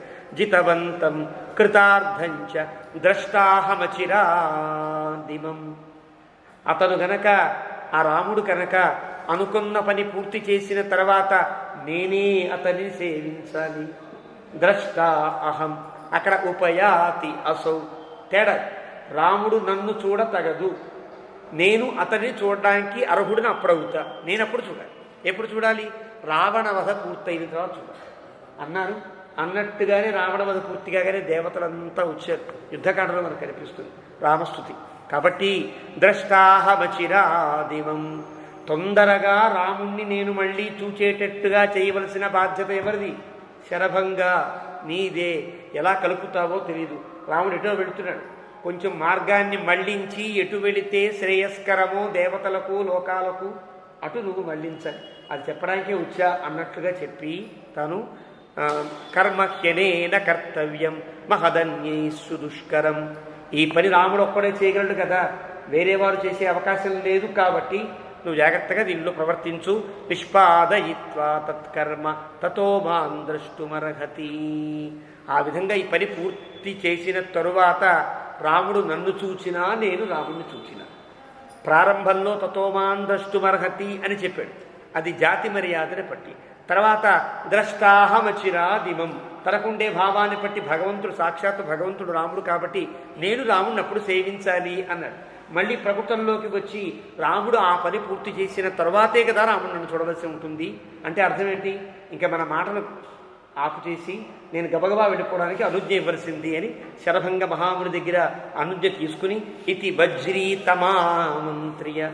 ఆ వజ్రీ అంటే వజ్రాయుధం ధరించినటువంటి ఇంద్రుడు ఆమంత్రియ శరభంగుని యొక్క ఆజ్ఞను బలసి లేక శరభంగునితో మాట్లాడి తాపసం రథేన హరియుక్తేన యయౌ దివమరిందమ. గబగబా రాముడు ఇంకా దగ్గరికి వచ్చేస్తున్నాడు, కానీ రాముడితో మాట్లాడకుండా రాముడికి చూడకుండా వెనక్కి తిరిగి రథం ఎక్కేశాడు. అప్పటికే వీళ్ళంతా రథం ఎక్కేశారు. గబగబా రథం బయలుదేరి వెళ్ళిపోయి. అయితే ఎప్పుడైతే రాముడు వెళుతున్నాడో వెనక పక్క ఇంకా వాళ్ళు వెళ్ళిపోతున్నారని గమనించినటువంటి లక్ష్మణ సీతాలక్ష్మణులు ఇద్దరూ కూడా గబగబా రాముడికి చేరిపోయారు. ఈ దృశ్యం చూస్తే వాళ్ళకు కూడా ఒక రకం భయం కలుగుతుంది కదా, ఏదో అద్భుతమైనటువంటి దృశ్యం. రాముడు పక్కన ఉంటేనే ఏదైనా రక్షణ కాబట్టి వెనకాల ఉండవలసిన వాళ్ళు ముందుకు వచ్చేసారు. వాళ్ళు కూడా వచ్చి ముగ్గురు కొడతస్య పాదౌ ప్రయాతేతు సహస్రాక్షే రాఘవ సపరిచ్ఛదం. సపరిచ్ఛదం అంటే అర్థం సీతాలక్ష్మణ సంయుతత్వం, సీతాలక్ష్మణంతో కూడినవాడైన రాముడు అర్థం. అంటే ఈ లోపుగా వాళ్ళు గబగబా ముందుకు వచ్చేసినట్టు. అంటే ఎప్పుడైతే రాముడు అడుగులు వెనక్కి వేయడం ప్రారంభించాడో, వెళ్ళిపోతూ ఉంటే అంటే మనం కలవకూడదనో ఇదేదో దైవ రహస్యం అనుకున్నాడో తను గబగబా వెళ్ళేవాడు కాస్త మెల్లగా నడవడం ప్రారంభించేటప్పటికీ వీళ్ళు ముందుకు వచ్చారు. ఇలా ముగ్గురు కలిసి ఆ అగ్నిహోత్రముపాసీనం శరభంగముపాగమతు, ముగ్గురు కలిసి అగ్నిహోత్రంలా ప్రకాశించే శరభంగ మహాముని పాదాల మీద వారు నమస్కారం చేశారు, పాదాల మీద పడ్డారు. తస్య పాదౌచ సంగృహ్య. రాముడు సీత లక్ష్మణులు ముగ్గురు కూడా శరభంగ మహాముని యొక్క శ్రీపాదాలను సేవించారు. రామ సీతాచ లక్ష్మణ నిషేధు సమనుజ్ఞాత లబ్ధవాసా నిమంత్రిత. ఆ మహర్షి మర్యాదను పాటించాలి. రాజకుమారుడుగా ఉండేటువంటి రాముణ్ణి ఆ రకంగానే మహర్షిగానే దీవించి కూర్చోమని. లబ్ధవాసాహ అతని చేత ఇవ్వబడిన ఆసనములు కలిగిన వారు అర్థం. లబ్ధవాసాహ అంటే రాముడు ఇక్కడ కూర్చోండి అయ్యా అన్నారు, వాడు ముగ్గురు కూర్చున్నారు. నిమంత్రితాహ, ఇగో ఈ ఆహారం తీసుకోండి, ఈ పాలు తీసుకోండి, ఈ కాఫీ తీసుకోండి, ఈ టిఫిన్ తీసుకోండి, ఏవో ఉంటాయి మర్యాద, ఆతిథ్యం మర్యాద అన్నీ ఇచ్చారు. అది తీసుకుంటారు. తతః చక్రోపయానంతు పర్యపుచ్చత్స రాఘవ. రాముడికి ఉండే ఒక కుతూహలం కొద్దీ వచ్చినవాడు దేవేంద్రుడు కదా, ఎందుకు వచ్చాడు అని అడిగాడు శరభంగ మహాముని రాముడు. పర్యపృచ్ఛతు శరభంగశ్చ తత్సర్వం రాఘవాయన్యవేదయతు. శరభంగుడు ఎలా చెప్పితే బాగుంటుందో అలా చెప్పాలి. దేవరహస్యాన్ని చెప్పడానికి వీలు. దేవరహస్యాన్ని మామూలుగా ప్రకటించాలి. మామూలుగా రాజరహస్యమే కూడా చెప్పకూడదా ఇంట్లో ఉండే వాళ్ళకి? దేవరహస్యం కదా, కానీ అబద్ధం చెప్పడానికి కూడా వీలు. కాబట్టి నిజమే చెప్పాలి, దేవరహస్యాన్ని దాచిపెట్టాలి. అలాంటి శరభంగుడు మామేష వరదో రామ బ్రహ్మలోకం నినీషతి జితముగ్రేణ తపసా దుష్ప్రాపం అకుతాత్మభి. నన్ను బ్రహ్మలోకానికి సమర్యాదగా తీసుకుని వెళ్ళడానికి వచ్చాడయ్యా. నేను బ్రహ్మలోకానికి వెళ్ళాను. ఎందువల్ల? నేను చేసిన తపస్సు మామూలు తపస్సు కాదు. నేను చేసిన తపస్సుకి నాకు బ్రహ్మలోకం తప్పనిసరిగా నాకు ఒక స్థానం ఉన్నది. అది దుష్ప్రాపం అకృతాత్మభి. ఎవ్వరూ కూడా నా అంత తపస్సులు ఆచరించని వారెవరూ కూడా ఆ బ్రహ్మలోకానికి వెళ్ళే అవకాశం లేదు. అలాంటి బ్రహ్మలోకానికి వెళ్ళే అధికారం నాకున్నదని దగ్గర ఉండి నన్ను తీసుకువెళ్ళడానికని వరద ఆ వరమునిచ్చి తన రథంలో తీసుకువెళ్ళడానికని వచ్చాడు. మరి వెళ్ళిపోవచ్చు కదా, ఎందుగాగావు అని అడుగుతావని తానే ప్రశ్న వేసుకుని అహం జ్ఞాత్వా నరవ్యాఘ్ర వర్తమానమధూరత. నువ్వు వచ్చావని నా మనస్సుకు తెలిసిందయ్యా. నువ్వు ఎంత గొప్పవాడో నాకు తెలియదా. నరవ్యాఘ్ర, చాలా గొప్పవాడి. బ్రహ్మలోకం నగచ్చామి, నాకు బ్రహ్మలోకం దేనికయ్యా? బ్రహ్మలోకానికి నేను వెళ్ళను. ఎందువల్ల? త్వాం అదృష్ట్వా ప్రియా అతిథి, గొప్ప అతిథివి. నీకంటే గొప్ప అతిథి ప్రపంచంలో ఎవ్వరూ ఉండదు. మామూలుగా ఒక అతిథి వస్తేనే అతిథి అభ్యాగత స్వయం విష్ణు. అతిథిని విష్ణుమూర్తిగా పూజించాలని శాస్త్రం. మరి ఆ విష్ణుమూర్తి అతిథిగా వస్తే ఇంతకంటే ఆతిథ్యం ఏముంటుందయ్యా? కాబట్టి నాకు బ్రహ్మలోకం అక్కర్లేదు. కాబట్టి త్వాం అదృష్ట్వా ప్రియాతిథి, ప్రియమైన అతిథివైన నిన్ను చూడకుండా నాకు బ్రహ్మలోకం దేనికయ్యా? శరభంగ మహాముని స్వార్థం ఏంటంటే వెళితే బ్రహ్మలోకం వెళ్ళవలసి వచ్చేది ఇంద్రుడితో. అది ఆగిపోయి రాముడికి మర్యాద కనుక చేస్తే ఏకంగా వైకుంఠానికి వెళ్ళిపోవచ్చు. బ్రహ్మలోకం దాకా దీనికి. బ్రహ్మలోకం ఎక్కడి దాకా ఉంటుంది? బ్రహ్మాండానికి చివర ఉంటుంది. బ్రహ్మలోకంలో వెళ్ళినా బ్రహ్మలోకంలో ఉన్నా మళ్ళీ పుణ్యం కనుక తరిగితే మళ్ళీ లోకంలో పుట్టారు. ఎవరు చెప్పారు? భగవద్గీతలో చెప్పాడు. ఆ బ్రహ్మ భువనాల్లోకా పునరావర్తినోర్జున మాముపేత్యతు కౌంతేయ పునర్జన్మన విద్యతే అని చెప్పాడు భగవద్గీతలో. బ్రహ్మలోకం వెళ్ళినా మళ్ళీ మళ్ళీ పుట్టాలరా తప్పదు. కాబట్టి నన్ను శరణు పొందితే నేనే శరణ్యము, నేనే శేషిని, నేనే శరణ్యుడను కనుక భావించగలిగితే నువ్వు నా లోకానికి వస్తావు. నా లోకానికి వచ్చావా మళ్ళీ తిరిగి రావాల్సిన అవసరం ఉండదు అని చెప్పాడు కదా. ఆ తత్వం తెలియని వాడు కాదు కాబట్టి నాకు బ్రహ్మలోకం దేనికయ్యా? నువ్వు వస్తే నీకు ఆతిథ్యం ఇస్తే ఏకంగా వైకుంఠాన్ని వెళ్ళిపోవచ్చు కదా అని బ్రహ్మలోకం నగచ్చామి. పైకి తెలిసే అర్థం నేను బ్రహ్మలోకానికి వెళ్ళనయ్యా, నీకు ఆతిథ్యం ఇవ్వకుండా వెళ్తే తప్పు కదా, నీకు ఆతిథ్యం ఇచ్చి తర్వాత వెడతారు అన్నట్టుగా పైన కథ. లోపల కథ తత్వదీపికలో వ్యాఖ్యానం చేస్తూ అంటారు పెద్దలు. ప్రియాతిథి, ప్రియాతిథి అంటే ఈయన ప్రియమైన అతిథి అని కాదు అర్థం. ప్రియాః అతిథయః ఏషాం యస్య సహ ప్రియాతిథి. అతిథి శబ్దమునకు మహాభక్తుడు అని అర్థం. మహాభక్తుడు అంటే శాస్త్రముతో కానీ క్రమముతో కానీ సంబంధము లేనంతగా తాత్విక చింతన కలిగినవి. అంటే అర్థం సంధ్యావందనం సమయం, సంధ్యావందనం చేసుకోవాలి. సంధ్యావందనం చేయకుండా ఏ పని చేసినా వృధా అవుతుంది. కానీ సంధ్యావందనము కాలము సకాలము వేరే కాలము కూడా గుర్తించనంతగా భగవద్ధ్యానంలో పడిపోయారంట. వాడు నిత్యయుక్తా అంటాడు భగవద్గీతలు. అలాంటి నిత్యయుక్తులకు ఇలాంటి కర్మలేం వర్తించవు కదా. కాబట్టి అలాంటి కర్మలు వర్తించకుండా ఉండే మహాభక్తులు కలిగిన వాడెవడో వాడికి ప్రియాతిథి అని పేరు. ప్రియాః అతిథయః యస్య సహ ప్రియాతిథి. ఎప్పుడు ప్రీతియుక్తులై భగవచ్చింతనతో అనన్యాశ్చింతయంతో మాం ఏ జనాః పర్యుపాసతే తేషాం నిత్యాభియుక్తానాం అని చెప్పినట్టుగా ఆ నిత్యయుక్తులైనటువంటి వారికి భగవంతుడైన వాడు కాబట్టి ఈయనకి ప్రియాతిథి అది పేరు. అంటే సాక్షాత్తు భగవంతుడు నీ వస్తే నాకు ఈ బ్రహ్మలోకాలు ఇంద్రలోకాలు రణలోకాలు దేనికయ్యా? నాకేం అక్కర్లేదు, నీకు ఆతిథ్యం ఇవ్వడానికనే ఉండిపోయాను అని చెప్పాడు మహర్షి. అని త్వయాహం పురుషం వ్యాఘ్ర ధార్మికేణ మహాత్మన సమాగమ్య గమిష్యామి త్రిదివం దేవసేవితం.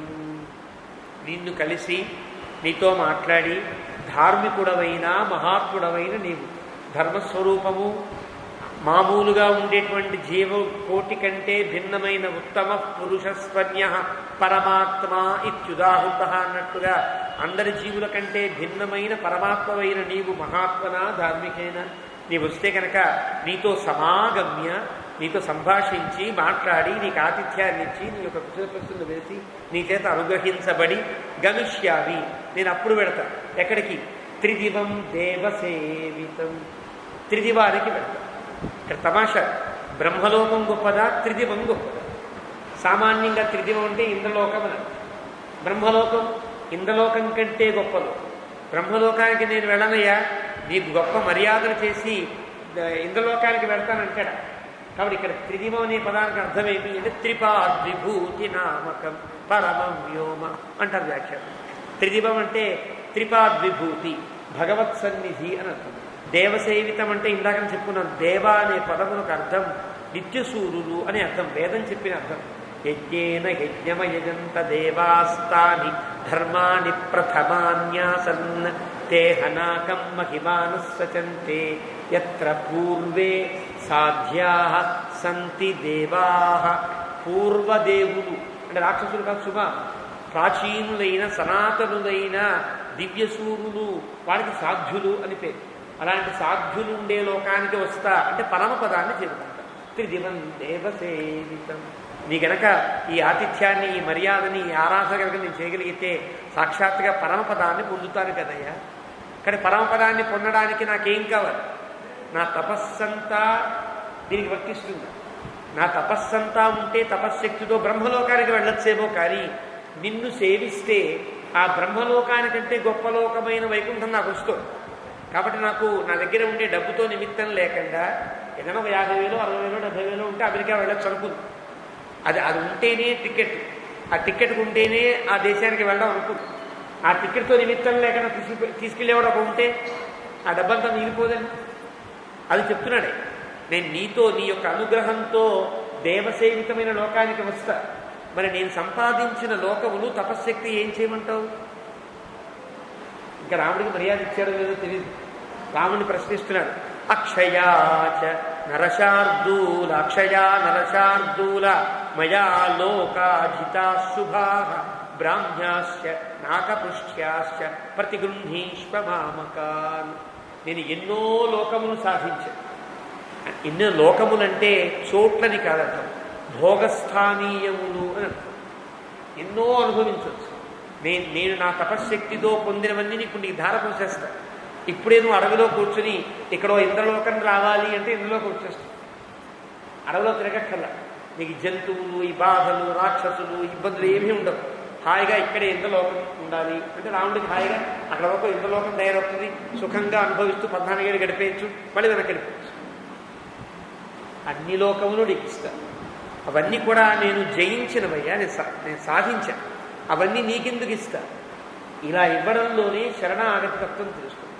నాకున్నవేవో నావి అనుకోకుండా ఇవన్నీ నీవే, నీకే చెందవాలి. నాకు నీ అనుగ్రహమే నన్ను పొందిస్తుంది తప్ప లోకాన్ని, పరలోకాన్ని, పరమపదాన్ని నాకు నేను సాధించినవేవి కూడా పరమపదాన్ని సాధించలేవనే ఇంగితము, జ్ఞానము కలిగి ఉండుటే అనన్యార్హ శేషత్వానికి ఉండేటువంటి గొప్ప లక్షణం. ఇక్కడ గొప్ప శరణాగతి చేస్తూ నేను సాధించినదంతా కూడా చాలా ఉన్నది, దీనివల్ల నీ సన్నిధి నాకు దొరకదు. కానీ నీ సన్నిధి నాకు దొరికేటట్టయితే ఈ సాధించినవన్నీ కూడా నువ్వు ఇప్పుడు విభవావతారంలో ఉన్నావు కాబట్టి, మానవుడిగా ఉన్నావు కాబట్టి నీకు ఇచ్చేస్తా. నువ్వు హాయిగా సుఖంగా ఉండొచ్చయ్యా రవిలో అని చెప్పాడు. రాముడిని పరీక్షించాడో ఏమో అనిపిస్తుంది కథ చూస్తే. రాముడు అంటున్నాడు, నిజంగా వెంటనే ఏమన్నాడు? చాలా చాలా అదృష్టం ఉండి మీలాంటి మహానుభావులు నాకు ఇస్తానన్నారు అని అనాలి రాముడు. అనకుండా అంటాడు, అహమేవ ఆహరిష్యామి సర్వలోకాన్ మహామునే. నాకెందుకయ్యా ఈ లోకాలను? నేను మళ్ళీ సంపాదించుకుంటాను. ఈ లోకాలని నీవేవైతే సాధించావో శరభంగ మహాముని, ఇవన్నీ నేను సాధించుకోగలనయ్యా అని పైకి కనిపించే ఒక మాట. సర్వలోకాన్ మహామునే ఆవాసం త్వహమిచ్చామి ప్రదిష్టమిహ కాననే. నాకు లోకాలు ఏదో తపశ్శక్తులు ఇస్తానంట, నాకు అవన్నీ దేనికయ్యా? నేను ఎక్కడ ఉంటే బాగుంటుందో చెప్పబోయా బాబు అంటాడు. నేను అడవిలో ఉండడానికి కొన్ని చోటు నాకు చూపించు అని అంటాడు రాముడు. నీకు అన్ని లోకాలు ఇస్తాను అంటాడు శరభంగ మహాముని. ఏమి ఇక్కడ అర్థం? ఆ మహాముని చెప్తే మొహమ్మాటంగా అయినా మీ అనుగ్రహం అండి అనాలి కదా, అని ఊరుకోవాలి కదా. అంటే అక్కడ దేవరహస్యం అదే. రాముడు ఇంకా అవతార తత్వాన్ని గమనిస్తూ ఉన్నాడా, పూర్తిగా మనిషిలాగే ఉంటున్నాడా అనేది వీళ్ళు కొంచెం పరీక్షించవలసినటువంటి సమయం ఉన్నది. కాబట్టి శరభంగ మహాముని నీకన్నీ ఇచ్చేస్తా, నా లోకములన్నీ నీకు ఇస్తా, నాకు అక్కర్లేదే బాబు, నేను సంపాదించుకుంటాను. నేను ఎక్కడ ఉంటే బాగుంటుందో కొంచెం ఆవాసం చెప్పబోయా, చిన్న అడ్రస్ చెప్పి ఇక్కడ ఉంటే బాగుంటుంది, ఇక్కడ హాయిగా నేను బతుకుతా అనేటట్టుగా ఏదైనా చెప్తా. నేను ఉండడానికి వసతిని చాలు నాకంటాడు రాముడు అని ఒక అర్థం. కానీ అక్కడ ఉండే పదములో అర్థం అహమేవ ఆహరిష్యామి. నీ తపశ్శక్తితో నీవే ఏవైతే నాకు ధారపోస్తున్నావో శరభంగ మహాముని, అవి నాకే చెందవలసినవి తప్ప వేరొకడికి చెందవలసినవి కావు. అహమేవ ఆహర్ష్య, వాడు నేనే స్వీకరించాలి. ఎందువల్ల?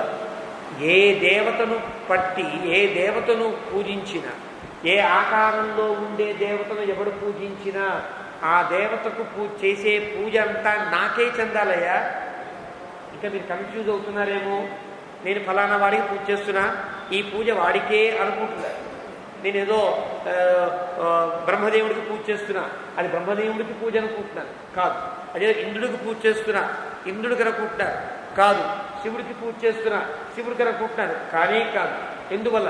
ఏపి అన్యదేవతా భక్తా యజంతే శ్రద్ధయాన్వితా తేపి మామేవ కౌంతేయ యజంత్య విధిపూర్వకం. ఎవరు ఏ రూపంలో ఉండే ఏ దేవతను పూజించినా ఆ దేవతలో అంతర్యామిగా ఉండి ఆ పూజలన్నీ స్వీకరించేవాణ్ణి నేనే అని తత్వాన్ని చెప్పాడు. అహమేవ ఆహరిష్యామి. శరభంగ మహాముని, నీకు తెలిసే ఉంటుందేమో, ఎవరు ఎలా సమర్పించినా ఏ దేవతకు సమర్పించినా ఆ దేవతకు సమర్పించబడ్డవన్నీ నాకే చెందుతాయి. సర్వదేవ నమస్కార కేశవం ప్రతిగచ్చతి ఆకాశాత్ పతితంతోయం యథా గచ్చతి సాగరం. నీ ఎవరికి నమస్కారం చేసినా ఆ నమస్కారానికి అతడు అర్హుడు కాదు. నీవనుకుంటావు, వాడు అనుకుంటాడు, అది నీ కర్మ. కానీ లోపల ఉండి గ్రహించేవాడిని నేనే. ఇది నీకు చెప్తున్నాను అన్నట్టుగా రాముడు అహమేవ అవధారణార్థకం వేసి అహమేవ ఆహరిష్యామి, నీ శక్తిని, నీ తపస్సును, నీ సమర్పణాన్ని స్వీకరించేవాడిని నేనే అని చెప్పి, అది వేరే కథయ్య. ఆవాసంతహమిచ్చామి. ఇప్పుడు నేను ఉండవలసినటువంటి సందర్భం ఉన్నది, అడవిలోనే ఉండాలి. కాబట్టి నువ్వేదో లోకాన్ని ఇచ్చి నన్ను ఈ లోకం కంటే వేరే లోకంలో సుఖంగా ఉండేది చేస్తానంటావేమో, నాకు అక్కర్లా. అయోధ్య దేనికండి? నీకు ఇంద్రలోకాన్ని ఇచ్చేస్తానన్న తర్వాత అయ్యో లేదయ్యా మళ్ళీ అయోధ్యకు వెళ్ళాలి, పట్టాభిషేకం కావాలి, ఆ చిన్నగా జానాబెత్త ఉండే అయోధ్య పరిపాలించాలని అనుకుంటాడు. 3 లోకములు రాముడి వశమవుతున్నప్పుడు నాకు అక్కర్లేదయ్యా అని ఎందుకన్నాడంటే, అవి అక్కర్లా, అలా అక్కర్లా. ఇప్పుడు నేను అడవిలోనే ఉండాలి, అడవిలో ఉంటేనే నా అవతారం సాగుతుంది అని రాముడు సూచనప్రాయంగా శరభంగ మహాముని అంతర్లీనంగా ఉండే ప్రశ్నకు సమాధానం చెప్పాడు. ఆవాసంతు అహమిచ్చామి, నేను అడవిలోనే ఉండాలి. ఎందువల్ల? ఇహ కాననే, ఇక్కడే అడవిలో ఉండాలి. రాముడు స్పష్టంగా చెప్పాడు. అర్థమైంది శరభంగ మహాముని కదా, అదే కదా కావాలి వాడికి. రాఘవేణైవ ముక్తస్తు శక్రతుల్య బలేన వై శరభంగో మహాప్రాజ్ఞ పునరేవాబ్రవీద్వచ. రాముని చేత ఇలా పలకబడినటువంటి వాడైన శరభంగ మహాముని అంటే సరిపోయేది. శక్రతుల్య బలేన వై, వాల్మీకి ప్రయోగం అంటే ఇంద్రుడితో సమానమైన బలము కలిగిన వాడు రాముడు అని అర్థం. ఇక్కడ తమాషా ఏం జరిగిందంటే, ఇంద్రుడు వచ్చి శరభంగ మహామునితో నీవిలా రాముణ్ణి కాస్త పరీక్ష పెట్టాడు. రాముడు మానవ భావంతో ఉన్నాడా, మానుష భావంతో ఉన్నాడా, దైవీ భావంతో ఉన్నాడా? దైవీ భావంతో ఉండడానికి వీల్లేదు. లేదా ఎవరి మీదో ఆధారపడి ఎవరో ఏదో ఇస్తే దాన్ని పట్టి రాక్షసులందరినీ సంహరించగలను తప్ప నాకంటూ బలము లేదు అనే ఆత్మవిశ్వాసం కోల్పోయినవాడు కాకూడదు. ఇవన్నీ వాళ్ళ మాటల్లో జరిగిన రహస్యాలు. కాబట్టి ఇక్కడ శక్రతుల్య బలేన వై, అంటే దేవేంద్రుడు ఏ విధానంతో అయితే భావించి వచ్చాడో ఆ భావనకు తగినట్లుగా ఉండే బలము, ఆత్మబలము కలిగిన వాడు రాముడు. దేవేంద్రుడికి ఉండేటువంటి సందేహములన్నీ కూడా తన యొక్క ప్రవర్తనతో పటాపంచం చేశాడు. చక్రతుల్య బలేన వై, ఆ పదప్రయోగానికి ఉండేవాడు. శరభంగో మహాప్రాజ్ఞ, ఇది అర్థమైంది మహాప్రాజ్ఞుడు కాబట్టి శరభంగ మహామునికి. పునరేవ అబ్రవీద్వచ, మళ్ళీ ఇలా అంటున్నాడు. ఇహ రామ మహాతేజా, రామ ఇక్కడే దగ్గరలోనే సుతీక్ష్ణో నామధార్మిక, సుతీక్ష్ణుడు అనే మహానుభావుడు ఉన్నాడయ్యా, గొప్ప మహర్షి ఆయన. వసతి అరణ్యే అదూరే అని అధ్యాహం. ధర్మాత్మ, ఇక్కడికి సమీపంలోనే గొప్ప ధర్మాత్ముడైన మహర్షి ఉన్నాడు. సతే శ్రేయో విధాస్యతి, అతడు నీకు శ్రేయస్సులు కలిగిస్తాడు అని చెప్పాడు. అంటే ఏం చెయ్యాలో ఎక్కడికి ఉండాలో చెప్పలా. నీవు ఇక్కడి నుంచి ఆ శరభంగ మహాముని ఆశ్రమానికి వెళ్ళిన అడ్రస్ చెబుతూ అక్కడ వెళితే ఆయన నీకు ఏం చేయాలో చెబుతాడు. సతే శ్రేయో విధాస్యతి అని సుతీక్ష్ణం అభిగచ్చత్వం శుచౌ దేశే తపస్వినం రమణీయే వనోద్దేశే సతే వాసం విధాస్యతి. ఇక్కడి నుంచి వెళ్ళు రామ, గొప్పవాడ మహర్షి శుచౌ దేశే తపస్వినం, ఒక ఆశ్రమం అంతా చాలా అద్భుతమైనటువంటి మంగళావహంగా ఉంటుంది.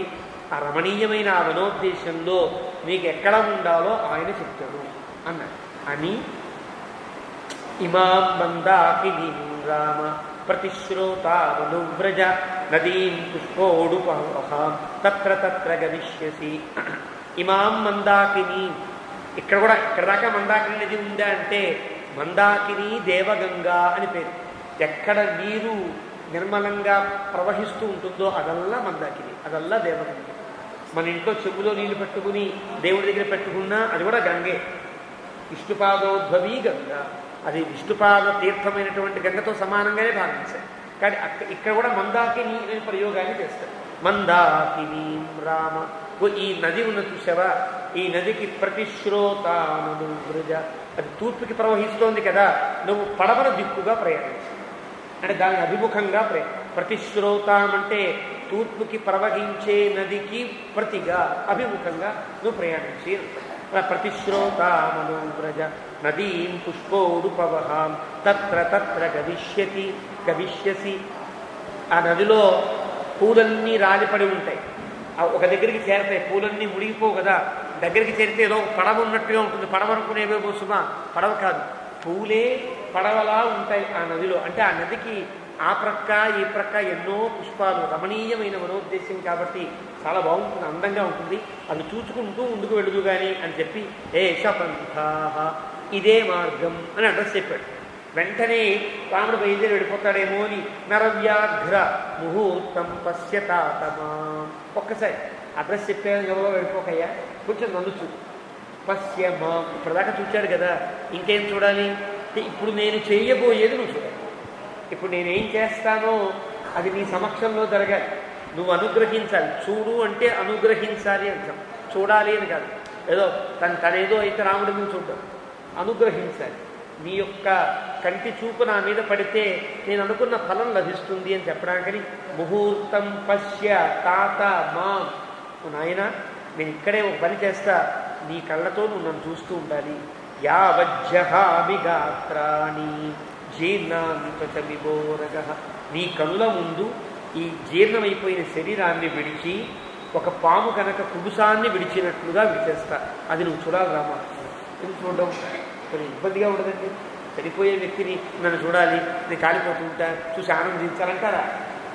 అనకూడదు, కానీ అంటున్నాడు గాత్రాన్ని జీర్ణాంతమిబోరగ, ఒక పాము కుబుసాన్ని విడిచినట్టు శరీరాన్ని విడుస్తా రామా నువ్వు చూడాలి అంటాడు.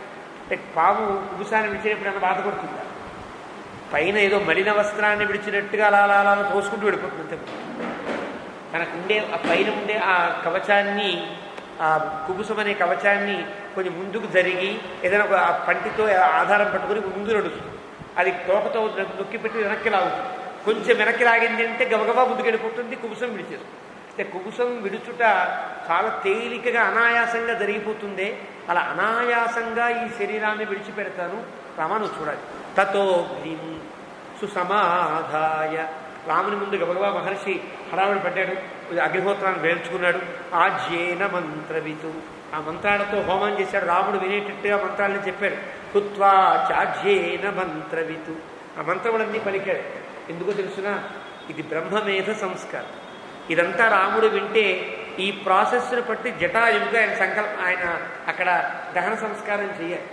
జటాయువుకి దహన సంస్కారం చేసే పద్ధతి రాముడికి ఇక్కడ నేర్పాలనుకున్నాడు శరభంగ మహర్షి. కాబట్టి తన బ్రహ్మమేధ సంస్కారంతో రాముడు జాగ్రత్తగా చూడు, పరిశీలించు, నేనేం చేస్తున్నాను నీకు నెక్స్ట్ ఉపయోగిస్తుందయా అన్నట్లుగా శరభంగో మహాతేజా ప్రవివేశ హుతాశనం. అలా శరభంగ మహాముని గొప్ప తేజోవంతుడైనటువంటి వాడు అగ్నిహోత్రంలోకి తరబడిపోయాడు.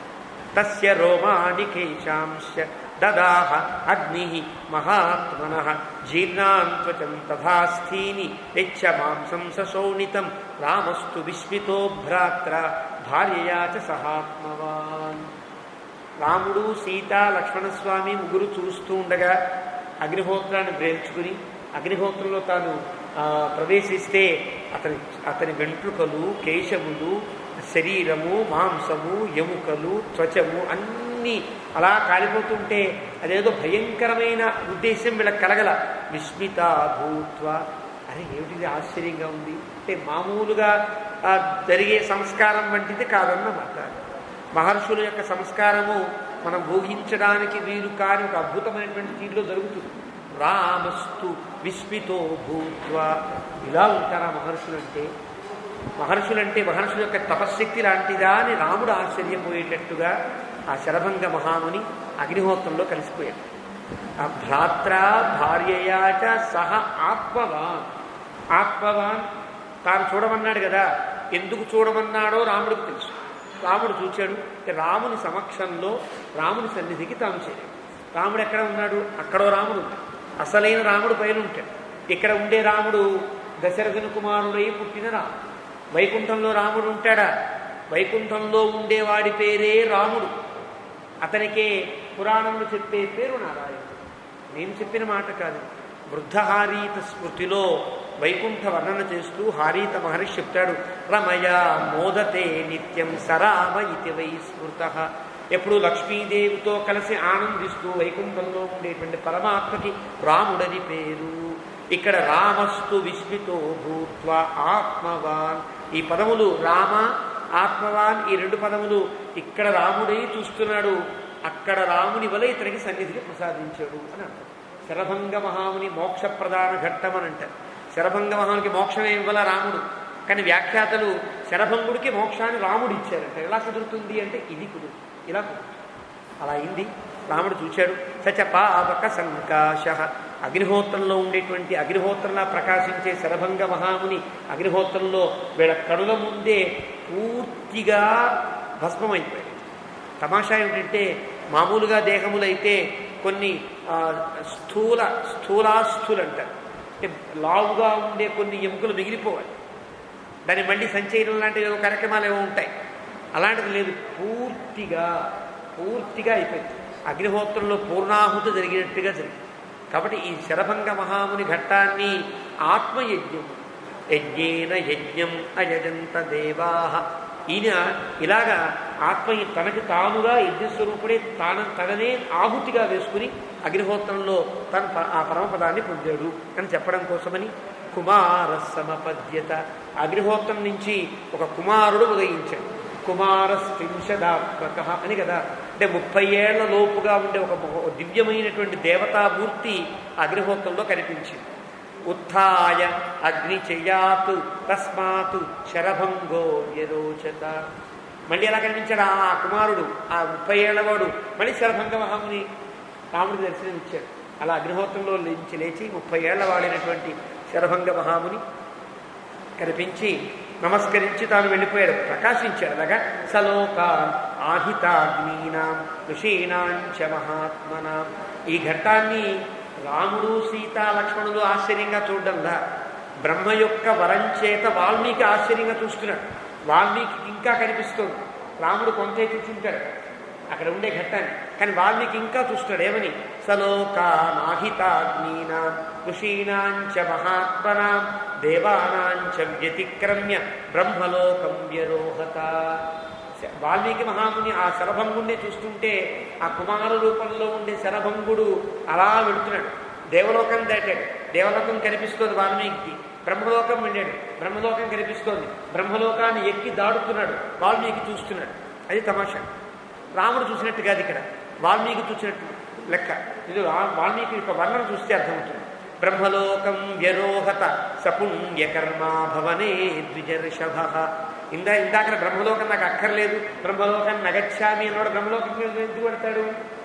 నీకు మర్యాదనిచ్చి సమాగమ్య త్వయా సహా నీతో మాట్లాడి నీ ఆతిథ్యాన్నిచ్చి త్రిదివం దేవసేవితం నేను పరమపదాన్ని చేరుకుంటా అన్న శరభంగ మహాముని మళ్ళీ బ్రహ్మలోకం దాకా వెళ్ళి ఆగిపోతాడా? ఆగిపోవడానికి వీల్లేదు కదా. మరి పరమపదం దాకా వెళ్ళేంత వరకు వాల్మీకి దృష్టికి గోచరిస్తుంది. సమీక్ష అంటే ఆయన మళ్ళీ అబద్ధం చెప్పడానికి వీలేదు లోకానికి కదా. ఎక్కడికి వెళ్ళాడో తెలియదండి అంటే ఎట్లా? ఆ శరభంగుడు రాముని యొక్క దివ్యానుగ్రహం చేత పరమపదమును పొందెను, ఇదేనే సాక్ష్యము అని వాల్మీకి చెప్పాలి. ఇక్కడ చెప్తున్నాడు ద్విజర్షభ పితామహం సానుచరం దదర్శ. అక్కడ పితామహుణ్ణి చూచెను. పితామహుడు అంటే సాధారణంగా పితామహ అంటే బ్రహ్మదేవుడికి పేరు, సాధారణంగా చూస్తే తాతగారికి పేరు. తండ్రికి పితామహుడని పేరు, మనందరికీ తండ్రులు కొంతమంది మనువులు ఉంటారు కాబట్టి మనువులకి ఉండేటువంటి తండ్రి కాబట్టి పితామహుడు అంటే బ్రహ్మదేవుడికి పేరు. ఇక్కడ పితామహ అంటే అది అర్థం కాదు. పితామహ సర్వజగత్తుకు తండ్రి అయిన తేజస్సు అని అర్థం. పితామహ అహం బీజ ప్రద పిత. భగవద్గీత తాను చెప్పాడు. మీరంతా చాలామంది తండ్రులు అనుకుంటున్నారేమో, నేనే సకల జగత్కారణమైన అసలైన బీజమైన తండ్రి నేనే అంటాడు. ఆ మహః పిత గొప్ప తేజోవంతుడైన తండ్రి అంటే సకల లోకములకు తండ్రి అయినటువంటి స్థానములకు వెళ్ళను. ఇది అర్థం. పితామహం దదర్శ సానుచరం దదర్శ. ఆశ్చర్యం వాల్మీకి. ఒకసారి వైకుంఠం కనిపించింది వాల్మీకి, ఇక్కడే మోక్షం వచ్చింది వాల్మీకి కూడా. అలా చూస్తే సానుచరం సకల దేవతా సమూహంతో దివ్యసూరులందరూ నిత్యసూరులందరితో ప్రకాశించే పరమాత్మ అక్కడ కనిపించాడు. ఊరుకున్నాడా? పితామహశ్చాపి సమీక్ష్యతం ద్విజం. ఆ పరమాత్మ ఆ జీవుణ్ణి చూచి పరమపదంలో ఏ స్థితి అయితే కలుగుతుందో చెప్తారు. ఇక్కడ వ్యాఖ్యాతులు చెప్తారు, తేర్తిశం అభిసంభవంతి అర్చిషో అంధరం అహరహ ఆపూర్యమాన పక్షాద్యాన్ షడుదంగేతి మాసాంస్తాన్ మాసేభ్య సంవత్సరాదాదిత్యం ఆదిత్యాచంద్రమసో విద్యుతం తత్పురుషో అమానవః స ఏనాన్ బ్రహ్మ గమయతి ఇత్యుక్తం బ్రహ్మాత్మకం లోకం. కౌశీతకి ఉపనిషత్తులో కానీ ఛాందోగ్య ఉపనిషత్తులో కానీ ఏదైతే పరమపదానికి మార్గం చెప్పారో ఆ మార్గం అంతా ఇక్కడ వర్ణిస్తారు.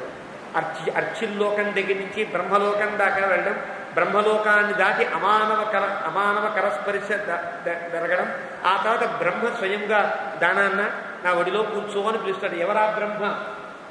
పరమాత్మ, పరబ్రహ్మ అని అంటారు. ఇక అక్కడికి బ్రహ్మదేవుడు వెళ్ళలేడు కాబట్టి బ్రహ్మ ఏనాన్ గమయతి. బ్రహ్మ నపుంసకలింగంలో వాడతారు. బ్రహ్మ అంటే పరమాత్మ అంటారు. కాబట్టి బ్రహ్మ ఆనందాన్ని ఇచ్చి తాను పిలిచి ఒడిలో కూర్చోబెట్టుంటాడు కదా. ఆ సన్నివేశం ఇక్కడ వాల్మీకి కనిపించి పితామహశ్చాపి సమీక్ష్యతం ద్విజం. ఆ శరభంగ మహాముని ఆదరించి ననంద చాలా ఆనందించాడు పరమాత్మ. సుస్వాగతం దానాన్న అని పిలిచాడు. అందుకే వైకుంఠంలో ఉండే పరమాత్మ ఎలా ఉంటాడు అంటే ఇలా పట్టి సవ్యం పాదం ప్రసారి అని చెయ్యిలా పెట్టి ఇలా అంటున్నట్టుగా ఉంటారని మనకి ఆగమ శాస్త్రంలో వర్ణిస్తారు పరమాత్మ. అందుకనే కొన్ని దివ్యదేశంలో ఉండే మూర్తి ఇలా ఉండి ఇలా రా అని పిలుస్తున్నట్టుగా ఉంటుంది. సుస్వాగతం ఇత్యువాచ. ఇక్కడ సుస్వాగతం అంటే అది అర్థం. దానన్న నా దగ్గరికి సన్నిధికి రా అని పరమాత్మ పిలుస్తూ ఉంటే శరభంగ మహాముని ఆ భగవత్ సన్నిధిని పొందాడు అని వాల్మీకి ఆశ్చర్యపోయాడు. ఎవరు చూస్తారని? వాల్మీకే చూడదు. వాల్మీకి చెప్పాడు. రాముడు చూశాడు లేదు తెలియదు. రాముడు సీతా వాళ్ళు ఇక్కడి నుంచి ఆ శరీరం దహనమై ఆ తేజస్సు వెళ్ళేంత వరకు చూడగలిగారు. అందుకనే రాముడి దగ్గర అయితే కుమార సమపద్యత అని ఆపేశాడు. రాముడు సీత లక్ష్మణులు శరభంగ మహామునిని మాత్రం చూశారంటే ఆ తర్వాత ఘట్టాన్ని వాల్మీకి చూడగలిగాడు. ధన్యుడు, మనకి చూపించగలిగాడు. మనం అంతా ధన్యుడు. అలా 5వ సర్గ ముగించాడు వాల్మీకి. 6వ సర్గ ప్రారంభం. అథ 6వ సర్గ 6వ సర్గ. శరభంగే దివం యాతే మునిసంఘా సమాగతా. ఎప్పుడైతే శరభంగ మహాముని పరమపదాన్ని పొందాడో మునిసంఘా సమాగతా. మనం తప్పనిసరిగా దివము అంటే స్వర్గానికి వెళ్ళాడు అంటే అంతకంటే తప్పు అపచారం శరభంగ మహాముని విషయంలో ఉండదు. మామూలు తపస్సు చేసిన వాళ్ళు, మామూలు యజ్ఞం చేసిన వాళ్ళు స్వర్గానికి వెళ్ళిపోతూ ఉంటే శరభంగుడు స్వర్గానికి వెళ్తాడు, వెళ్ళడు. మళ్ళీ తిరిగి రాని లోకములకు వెళ్ళాడు.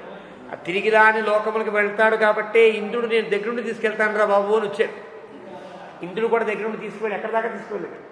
బ్రహ్మలోకం దాకా తీసుకెళ్ళాడు. బ్రహ్మలోకం తర్వాత మళ్ళీ ఒంటరి ప్రయాణం చేయాలి. కాబట్టి నీకు ఎందుకయ్యా నీ ప్రయాణం నాకు అక్కర్లా, నాకు బ్రహ్మలోకం అక్కర్లా. రాముడు కనుక వస్తే రామానుగ్రహం నా వెంట ఉండి చెయ్యి పట్టుకుని అక్కడ దాకా తీసుకువెళుతుంది అని రాముడు కోసం ఆగాడు సరిపడ్డవా. కాబట్టి దివం యాతే పరమపదాన్ని చేరుకున్నాడు. ఆ తర్వాత మహర్షులంతా వచ్చారు. ముని సంఘా సమాగత. వెంటనే ఆశ్చర్యకరంగా సన్నివేశం రాముడిగా చూస్తూనే ఉన్నాడు, అక్కడే ఉన్నాడు. మహామునులు ఎక్కడి నుంచి వచ్చారో ఏదో నాటకంలో ఒకసారి స్టేజ్ మీద ఎక్కినట్టుగా వాళ్ళు అంత గబగబగా వచ్చేసారు. అప్పటిదాకా రాలా. ఆ దృశ్యం సీతారామలక్ష్మణుల కోసమే ఏర్పడ్డ గొప్ప దృశ్యం. ఆ మన ముని సంఘములంతా వచ్చారు. అభ్యగచ్చంత కాకుత్సం రామం జ్వలిత తేజసం. రాముడు ఇంకా గొప్ప తేజస్సుతో వెలిగిపోతున్నాడు. ఎందువల్ల? శరభంగ మహాముని దగ్గర ఆ లోకములన్నీ గ్రహించాడు రాముడు. శరభంగ మహాముని యొక్క మహర్షిత్వం, మహర్షి రూపంలో ఉండే ఆయన అనుగ్రహానికి పాత్రమయ్యాడు ఇక్కడ మానవ రూపంలో ఉండే రామచంద్ర ప్రభు. కాబట్టి గొప్ప తేజస్సుతో వెలుగుతున్నాడు రాముడు. వీళ్ళంతా వచ్చారు. ఎవరో వాళ్ళందరూ ఎలా ఉంటారో వరుసగా ఒక 5 శ్లోకాల్లో చెప్తాడు వాల్మీకి. అంటే మహర్షులు ఎంత వైవిధ్యం ఉంటుందో, ఎలాంటి మహర్షులు ఎలాంటి స్థితిలో వాడు తపస్సులు ఆచరిస్తారో. వైఖానసాహ బాలఖిల్యా సంప్రక్షాళా మరీచిపా అశ్వకుట్టాశ్చ బహవః పత్రాహారశ్చ ధార్మికా దంతోలూఖలినశ్చైవ తథైవ ఉన్మజ్జకాః పరే గాత్రశయ్యాః అశయ్యాశ్చ తథైవ అభ్రావకాశకాః. ఇక్కడికి 11 రకాల వాళ్ళు అయ్యారు. మునయః సలిలాహారాః వాయుభక్షాః తథా పరే ఆకాశనిలయాశ్చైవ తథా స్కండిలశాయినః వ్రతోపవాసినః దాంతాః తథా ఆర్ద్రపటవాససః సజపాశ్చ తపోనిత్యాః తథా పంచతపోన్వితాః సర్వే 16 రకముల మహర్షులు. 16 రకములుగా తపస్సులు ఆచరించి భగవత్ సన్నిధిని కోరేటువంటి మహర్షులు అక్కడికి వచ్చారు. అంటే ఎన్ని రకాల మహర్షులు ఉంటారో అడవిలో అన్ని వివిధములైన మహర్షులంతా రాముని చూడడానికి వచ్చారు. అంటే మహర్షి సంఘము అని వాల్మీకి ప్రయోగంలో ఉండే అర్థం అని. సంఘం అంటే వివిధ గణముల కలయిక సంఘం అంటే. కాబట్టి ముని సంఘాహ సమాగత, వీళ్ళంతా వచ్చారు. ఒకళ్ళు వైఖానసులు అని అంటారు. వైఖానసులు అంటే నేడు మనం చూసే వైఖానసులు పక్కన పెడితే అసలు వైఖానసులు అంటే భగవంతుని యొక్క గోళ్ల నుండి పుట్టిన వాళ్ళు అని. భగవంతుని యొక్క సృష్టి రూపంలో, విరాట్ రూపంలో ఒక్కొక్కరు ఒక్కొక్క అంగము నుండి అవతరించారని మనకి పురాణములు చెప్పే. వేదం కూడా చెప్పింది. తేనఖాహ తే వైఖానసాహ అని. నఖముల నుండి పుట్టినవారు కాబట్టి వాళ్ళకి వైఖానసులని పేరు అంటుంది. వైఖానసులు అంటే వానప్రస్థులు అని ఒక అర్థం. వైఖానసులు అంటే విఖనస మహాముని అని ఒక మహాముని ఉన్నారు. భగవంతుని యొక్క ఆత్మగతుడై పుట్టినటువంటి మహర్షి. అంటే భగవంతుని కుమారుడుగా భావిస్తారు ఆయన్ని కూడా విఖనో మహర్షి అని. ఆ విఖనో మహర్షి తనంటూ ఒక సూత్రాన్ని, ఒక శాస్త్రాన్ని అందించి తదనుగుణంగా ప్రవర్తించేవాడు. విఖనోముని అందించిన శాస్త్రమును, సూత్రమును గృహ్య, శ్రౌత, స్మార్త సూత్రమును అనుసరించి ఉండేవాళ్ళని కూడా వైఖానసులు అని అంటారు. వైఖానసం అనే పేరు 3 రకాలుగా వచ్చు. ఒకటి భగవంతుని యొక్క గోడ నుండి పుట్టినటువంటి వారు వైఖానసులు.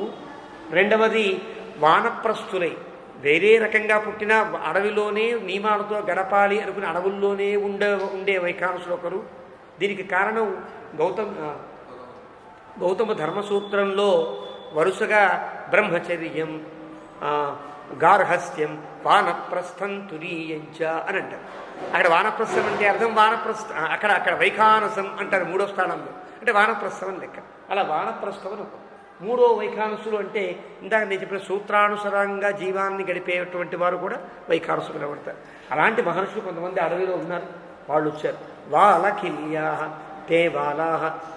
తేవాలఖిల్యా అని అక్కడ అదే మంత్రంలో భగవంతుని యొక్క వెంట్రుకల నుండి పుట్టిన వారు కొందరు. వాళ్ళకి వాలఖిల్యులు అని పేరు. చాలా గొప్ప మహర్షులు వాళ్ళంతా కూడా. ఆ వాలఖిల్యులు వచ్చారు. ఇలాగా సంప్రక్షాళాహ అంటే ఏదైనా శుభ్రం చేసుకుని తప్ప ఏ ఆహారాన్ని తినదు. ఎవరైనా ఏదైనా ఒక ఆహారం ఇచ్చారనుకోండి, ఒక కాస్త పప్పు కూర వేసి అయ్యా మా ఇంట్లో ఏదో కార్యక్రమం తినండి అని ఇస్తే ఆ అన్నాన్ని తీసుకొని నీళ్ళలో ముంచి గట్టిగా పిండేసి తినేస్తారు. సంప్రక్షాళాహ రుచులతో నిమిత్తము లేకుండా ఏ ఆహారమైనా శుభ్రంగా కడిగే తింటారు. అది ఎంత వండిన పదార్థమైనా అలా కడిగి తినేవారు కొందరు. సంప్రక్షాళాహ అలాంటి వారు కరపాత్ర స్వామి అని ఒకరు ఉండేవారని కాశీలో మరి గొప్ప ఒక చరిత్ర ఉంది. కరపాత్ర స్వామి అని పేరు, మహానుభావుడు. వారు ఎంత గొప్పవారంటే వారికి నీళ్లల్లోనే ఒక చిన్న మంచం ఉండేది. కాశీలో గంగలో ఒక మంచం ఉండేది. ఆ మంచం మీద తపస్సు చేసుకునే జపం చేసుకునేవారు. అందరూ చూస్తుండగా నీళ్ళలో దూకేసేవారు. ఎప్పటికీ వచ్చేవారు కారు. చూచి ఇంకా రాళ్లే అయినా వెళ్ళిపోయేవారు. మళ్ళీ మర్నాడు పొద్దునే ఆ మంచం మీద కూర్చుని తపస్సు చేసుకునే జపం చేసుకునేవాడు. బయటికి వచ్చేవాడు. కేవలం కౌపీనంతో ఉండేవారు. ఆయన వచ్చి అక్కడ ఉండేటువంటి కొంత శిష్టులుగా ఉండే ఇళ్ల దగ్గర భిక్షాటన చేసేవారు. 5, 6 లెక్క ఉంటుంది. 5, 6 ఇళ్ల దగ్గర భిక్షాటన తీసుకుని ఆ అన్నమంతా అందరూ చూస్తుండగా నీళ్ళలో గంగలో ఉంచి తన వస్త్రంలో చుట్టి గట్టిగా పిండేసుకుని ఆ అన్నం తిని మళ్ళీ ఆ మంచం మీద వెళ్ళిపోయి ఈదుకుంటూ అక్కడ ఉండి మరి అలా కొంతకాలం వారి వృద్ధాప్యం వచ్చిన తర్వాత వారిని ప్రత్యేకంగా అక్కడ ఉండేవారంతా కూడా ఒక ఆశ్రమాన్ని కట్టించి ఉంచారు. వారు భగవద్ విషయాన్ని, మన నమ్మాళ్వారు అనుగ్రహించిన భగవద్ విషయాన్ని మనం తెలుగులో తమిళంలో ప్రింట్ చేసుకున్నాం కదా, ఆ తెలుగులో తమిళంలో ఉండేదాన్ని సంస్కృతంలోకి అనువదింపచేసి దాన్ని వారే ప్రింట్ చేయించారు. దాని సహస్రగీతి అని పేరు. ఆ దివ్య ప్రబంధంకి తిరువామూరి యొక్క 1000 పాసురాలకి ఉండే సంస్కృత వ్యాఖ్య, ఆ సంస్కృత వ్యాఖ్యకి వారు అక్కడ ఉండి వారి యొక్క ఆశ్రమం ద్వారా దాన్ని ప్రకటించడం జరిగింది. గతంలో గొప్ప వ్యక్తి కరపాత్ర స్వామివారు అంటారు. ఆ కరపాత్ర స్వామివారు లాంటి వారు సంప్రక్షాళాహ అంటే అలాంటి వారు. మరీచిపాహ, వీళ్ళకి ఆహారం ఏం తీసుకుంటారు? చంద్రకిరణాలు సూర్యకిరణాలే తింటారు. ఎలా సాధ్యమో వాళ్ళకే తెలుసు. సూర్యకిరణాల్లో కూర్చుంటారు, నోరు తెరిచి కూర్చుంటారు, సూర్యకిరణాలనే తింటారు. మరీచిపాహ అలాంటి మహర్షులు కొంతమంది. అశ్వకుట్టాశ్చ, రాళ్లతో కొట్టుకు తినేవారు 2 రకాలు. శరీరమును ఆకలి వేస్తూ సామాన్యంగా ఈ మధ్య ప్రోగ్రెసివ్ ఎనర్జీస్ కొన్ని రకరకాల వైద్యాలు వచ్చాయి. ఒక బాధకి తలకాయలకు వచ్చింది అనుకోండి, మందులు వేసుకోకర్లా. శరీరంలో ఇక్కడ తలనొప్పి రావడానికి వీలైనటువంటి నరములు ఉంటాయి. నరములకి మూలం అయినటువంటి నరములు ఈ వేళల్లో, కాలి వేళల్లో ఉంటాయి. అక్కడ ఉండే నరాన్ని రెక్క కొంచెం మర్దన చేస్తే ఇక్కడ ఉండే బాధ తీరుతుంది. ఇదొక పద్ధతి. అలా అశ్వకుట్టాశ్చ, ఎక్కడ ఏ భావం కలిగితే అక్కడల్లా రాయితో వాళ్ళు కొట్టుకుంటే ఆ బాధ తీరిపోయే. దాహం వేసిందా, దాహం లేకుండా ఉండేది. ఆహారం ఆకలి వేసిందా, ఆకలి లేకుండా ఆకలిని చంపే ఒక నరం దగ్గర వాళ్ళు రాళ్ళతో కొట్టుకుంటే ఆకలి తీరిపోయింది. ఇలా ఉండే మహర్షి కొంతమంది ఆశ్చర్యకరంగా అనిపిస్తుంది. లేదు అక్కడ ఉండేటువంటి వస్తువులని రాళ్లతోనే కొట్టుకు తినేవాళ్ళని ఒకళ్ళు అర్థం చెప్తారు, ఒకళ్ళేమో ఈ రకమైన అర్థం చెప్తారు. మీకు ఉదాహరణకి బల్లి తెలుసు, మన కంటి ముందుండి చిన్న జీవి బల్లి కదా.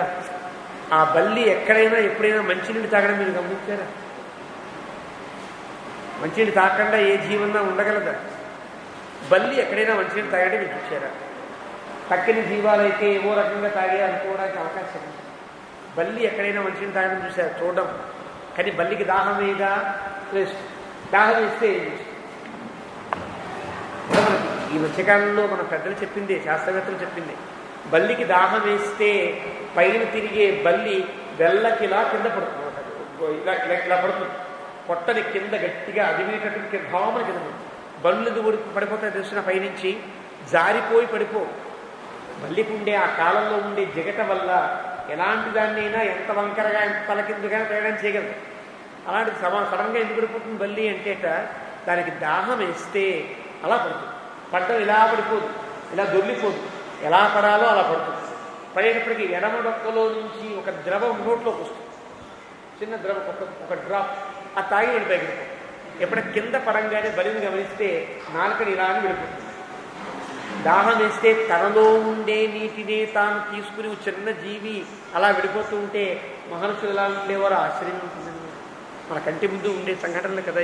కానీ అలా ఉండేటువంటి మహర్షులు కొంతమంది మరి అశ్వకుట్టాశ్చ బహవః పత్రాహారాశ్చ, కింద పడిన ఆకులు మాత్రమే తింటారు. ఆకులు కూడా వాళ్ళేవో ఈ ఆకులే తినాలేవో నియమాలు ఉంటాయి. పత్రాహారాశ్చ ధార్మికాః, చాలా ధర్మబద్ధంగా జీవనాన్ని గడుపుతారు. దంతోలు ఖలినశ్చైవ, వాళ్ళ దంతములే రోళ్ళు. రోలు అంటే మనకి ఏదైనా ఒక రాయి, ఒక బలమైన ఆహారం, గరిష్టమైన ఆహారం ఉంటే దాన్ని బాగా మిక్సీలో వేసుకుని కదా మనం తినాలి. లేదా మన పళ్ళతో కొరికి కదా తినాలి. వాళ్ళకి అక్కడ ఏదైనా రాయి కనిపిస్తే రాయి నొప్పి వేసుకుని గబాబా నవిలేసి మిగేస్తారంటే ఆకలితో. దంత ఉలూఖలిన అంటే తమ దంతములే రోళ్లుగా కలిగిన వాడు. ఎలాంటి ఆహారాన్ని వాడు నోట్లో తీసుకున్నా అది పిండి కావాల్సిందే. అలాంటి పళ్ళ బలం కలిగిన వాడు మన మహర్షి. అంటే వాళ్ళకి ఆహారాల మీద పెద్ద దృష్టి లేదన్నమాట. తథైవ ఉన్మజ్జ కాస్పరే, నీడలో దిగుతాయి, ఇక్కడ దాకా నీళ్ళు ఉంటాయి, ఆ తలకాయ మాత్రమే పైన పెడతారు, అలా గడిపేస్తారు మహర్షి. అదే ఆహారం, అదే గాత్రశయ్యా. కొంతమంది తమ శరీరమే తమకు పడకగా భావిస్తారు. ఎక్కడ ఎంత ప్రదేశం ఉన్నా ఆ ప్రదేశంలో వాళ్ళు ఇమిడిపోయి పడుకుంటారు, పాము చుట్టుకుని పడుకున్నట్లుగా.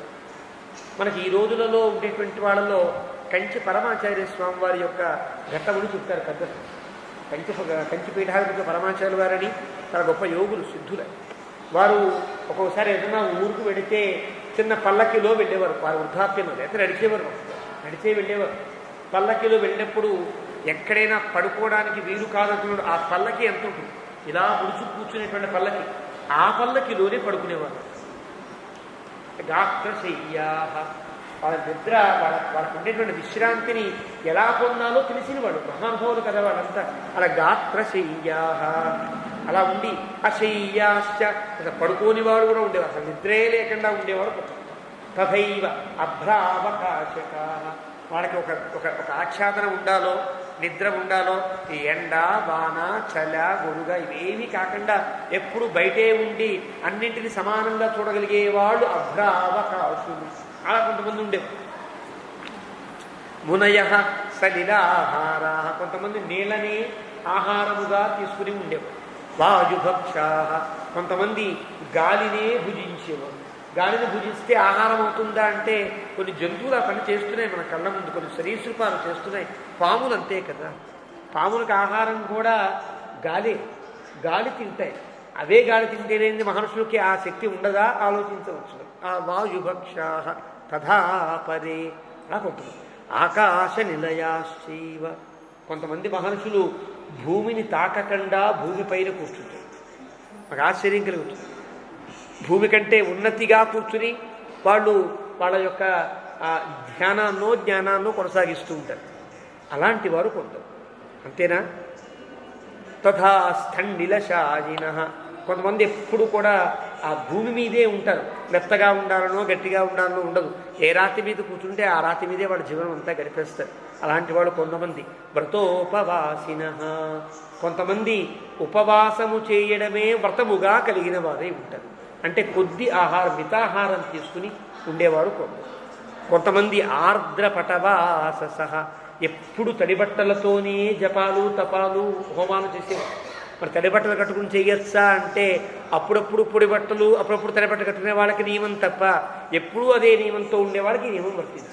ఇక్కడ అలా ఆర్ద్రపటవాసస, వాళ్ళు ఎప్పుడు తడిబట్టలతోనే వాళ్ళ జపాలు తపాలు అనుష్ఠానాలు జీవనాలన్నీ కూడా సాగించే మహానుభావులు కొంతమంది.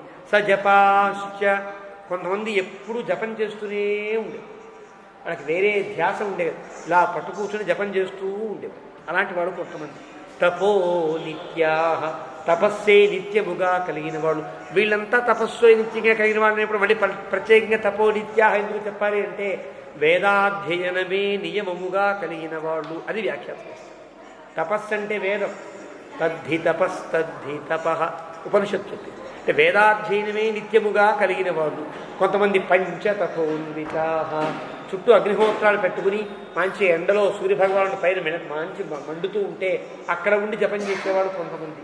అలా నిత్యము తపోన్వితులై ఉండేవాడు కొంతమంది. అట్లాగా ఈ 16 రకాల వైవిధ్యం కలిగిన మహర్షులు అందరూ కూడా రాముడిని చూడడానికని వచ్చారు. రాముడితో తమ గోడు వినవించుకోవడానికని వచ్చారు. దానికంటే రాముడిని చూడడానికి వచ్చారు అన్నదే సబబు అంటారు వ్యాఖ్యాత. సర్వే బ్రాహ్మ్య శ్రియా జుష్టా దృఢయోగా సమాహితా, వాళ్ళంతా బ్రహ్మతేజస్సు నిండినవారు. శ్రియా జుష్టా, శ్రియా అంటే వేదస్వరూపిణి అయినటువంటి అమ్మవారికి చాలా ఇష్టమైన వాళ్ళు. జుష్టా ప్రీతిపాత్రులు, అంటే లక్ష్మీదేవికి ప్రీతిపాత్రులు అంటే మనకి ప్రత్యేకంగా ఇంకేం కావాలండి? అలా ఉండేవాడు వాళ్ళంతా కూడా. దృఢయోగా, భగవంతుడితో ఎప్పుడు యోగము కలిగి ఉండే. యోగం అంటేనే అర్థం భగవంతునితో ఎడతెగని సంబంధము కలిగి ఉండుట, ఇది యోగం అంటారు. భగవద్గీతలో ఆదిశంకరులు అలాగే వ్యాఖ్యానం చేస్తారు. భగవద్ రామానుజులు యోగం అంటే ఇదే వ్యాఖ్యానం చేస్తారు. ఇక్కడ యోగం అంటే అర్థం ఎప్పుడు భగవత్ చింతన తప్ప వేరే చింతన లేకుండా ఉండేవాళ్ళు వీళ్ళంతా. దృఢయోగా సమాహితా, సమాహితా నిత్యము తమకుండే అనుష్ఠానంలో ఏమాత్రము తప్పకుండా, యోగము తప్పకుండా ఉండే. రెండూ కుదురుతాయి. సంధ్యావందనం చేసేవాడికి మళ్ళీ భగవద్ధ్యానం పోదండి. సంధ్యావందనం అంటే ఆచన్య అవన్నీ ఉంటాయి కదా అంటే కాదు. ఏ పని చేస్తున్నా అది భగవత్ కైంకర్యమని భావించి చేయగలిగితే అది దృఢయోగా సమాహిత. అటు కర్మ సాగుతుంది, ఇటు జ్ఞానము సాగుతుంది. కర్మజ్ఞానం రెండూ సాగుతాయి. కాబట్టి ఆ రకంగా ఉండే మహర్షులంతా శరభంగాశ్రమే రామం అభిజగ్గుశ్చ తాపసాః. కానీ శరభంగ మహాముని యొక్క ఆశ్రమమునందు ఈ మహర్షులంతా రాముణ్ణి సేవించారు. అభిగమ్య చ ధర్మజ్ఞాః రామం ధర్మభృతాం వరం. రామ ధర్మభృతాం వరః ఏతే ధర్మజ్ఞ. ధర్మం అంటే ఏమిటో తెలిసినవాడు వీళ్ళు, ధర్మమే తానైన వాడు రాముడు. అంటే రాముని తత్వం బాగా తెలిసిన వాళ్ళు అని అర్థం అన్నమాట. కాబట్టి వీళ్ళంతా కూడా రాముడి దగ్గరికి వచ్చారు. ఊచుహు పరమధర్మజ్ఞం ఋషి సంఘా సమాహితా. పరమధర్మజ్ఞుడైనటువంటి వీళ్ళు ధర్మజ్ఞుడు, రాముడు ధర్మభృతాంబరుడు, మళ్ళీ రాముడు పరమధర్మజ్ఞుడు. అంటే అర్థం వీళ్ళకి తెలియని ధర్మములు కూడా రాముడికి తెలుసునని వీళ్ళకి తెలిసినవాడు. కాబట్టి వీళ్ళు ధర్మజ్ఞం పరమధర్మజ్ఞం ఋషి సంఘా సమాహితా. ఋషుల యొక్క సమూహములన్నీ కూడా రాముడితో అంటున్నారు. త్వం ఇక్ష్వాకుకులస్యాస్య. ఇక్కడ దాకా ఉండే దైవీ భావన వేరు. ఇక్కడ నీవు హే రామచంద్ర ప్రభు నీవు ఇక్ష్వాకు కులంలో అవతరించావు. పృథివ్యాశ్చ మహారథ. పృథివీలో మహారథుడు వంటి వాడివి. మహారథ అంటే మన పెద్దలు వ్యాఖ్యానం చేస్తారు. మహారథ అనే పదానికి ఎవరిని మహారథులు అన్నారు అంటే 10,000 మందిని ఒక్కడే అసహాయశూరుడై 10,000 మందిని కనుక అనాయాసంగా జయించి వాళ్ళని తన వైపు ఓటమిని అంగీకరింపజేసుకోవడమో వాళ్ళని సంహరించడమో చేయగలిగితే వాడికి మహారథుడు అని పేరు. ఈ 10,000 సంఖ్యను ఎందుకు చెప్పారంటే నీవు మహారథ అంటే 14,000 మందిని చంపాలి అని ఒక సూచనగా మహర్షులు చెప్పారేమో అనిపిస్తుంది అంటారు వ్యాఖ్య. మహారథ నీవు మహారథుడవయ్యా అని గుర్తు చేసి, అంటే వీళ్ళు ఆ మాట అన్నారంటే రాముడు మహారథుడు అయిపోతాడు. నువ్వు 14,000 మంది అనాయాసంగా జయించగలవు అని ఆశీర్వాదం నోటి వెంట ఇవ్వాల. మహారథ అన్నారంతే. అంటే నువ్వు తర్వాత 14,000 మందిని అనాయాసంగా జయించగలవు అని ఆశీర్వచనం అన్నమాట. అలా మహారథ అని ప్రధానశ్చాసినాథశ్చ దేవానాం మఘవానివ. నీవు ప్రధానమైనటువంటి రక్షకుడవు నీవే మాకు అని చెప్పారు. ఇక్కడ దాకా భగవంతుడి యొక్క స్వరూపంగా భావించడమే అవుతుంది. ఇక్ష్వాకు కులంలో పుట్టినప్పటికి కూడా లోకములన్నింటికీ రక్షకుడవు నీవే. నాథ అనే పదమునకు అర్థం రక్షక అని అర్థం అని చెప్పి విశ్రుత స్త్రిషు లోకేషు. ఈ సంగతి నేను చెప్పేది కదయ్యా, 3 లోకములలో కూడా ఇది కీర్తిమంతం. 3 లోకములో ఉండే వాళ్ళందరికీ తెలుసు నీవే రక్షకుడవు అని. యశస విక్రమేణచ. ఎలాంటి వాడివి? దేవతలకు ఎలాగైతే దేవేంద్రుడు రక్షకుడో అలా ఈ 3 లోకములలో ఉండే వాళ్ళందరికీ నీవే రక్షకుడు, లేదా మా అందరికీ నీవే రక్షకుడు అని చెప్పి పితృభక్తిశ్చ సత్యంచ త్వయి ధర్మశ్చ పుష్కలః. యశసా విక్రమేణచ. నీ యొక్క పరాక్రమము చేత కానీ నీ యొక్క కీర్తి చేత కానీ ఈ లోకముల్లో కీర్తివంతుడివి నీవు.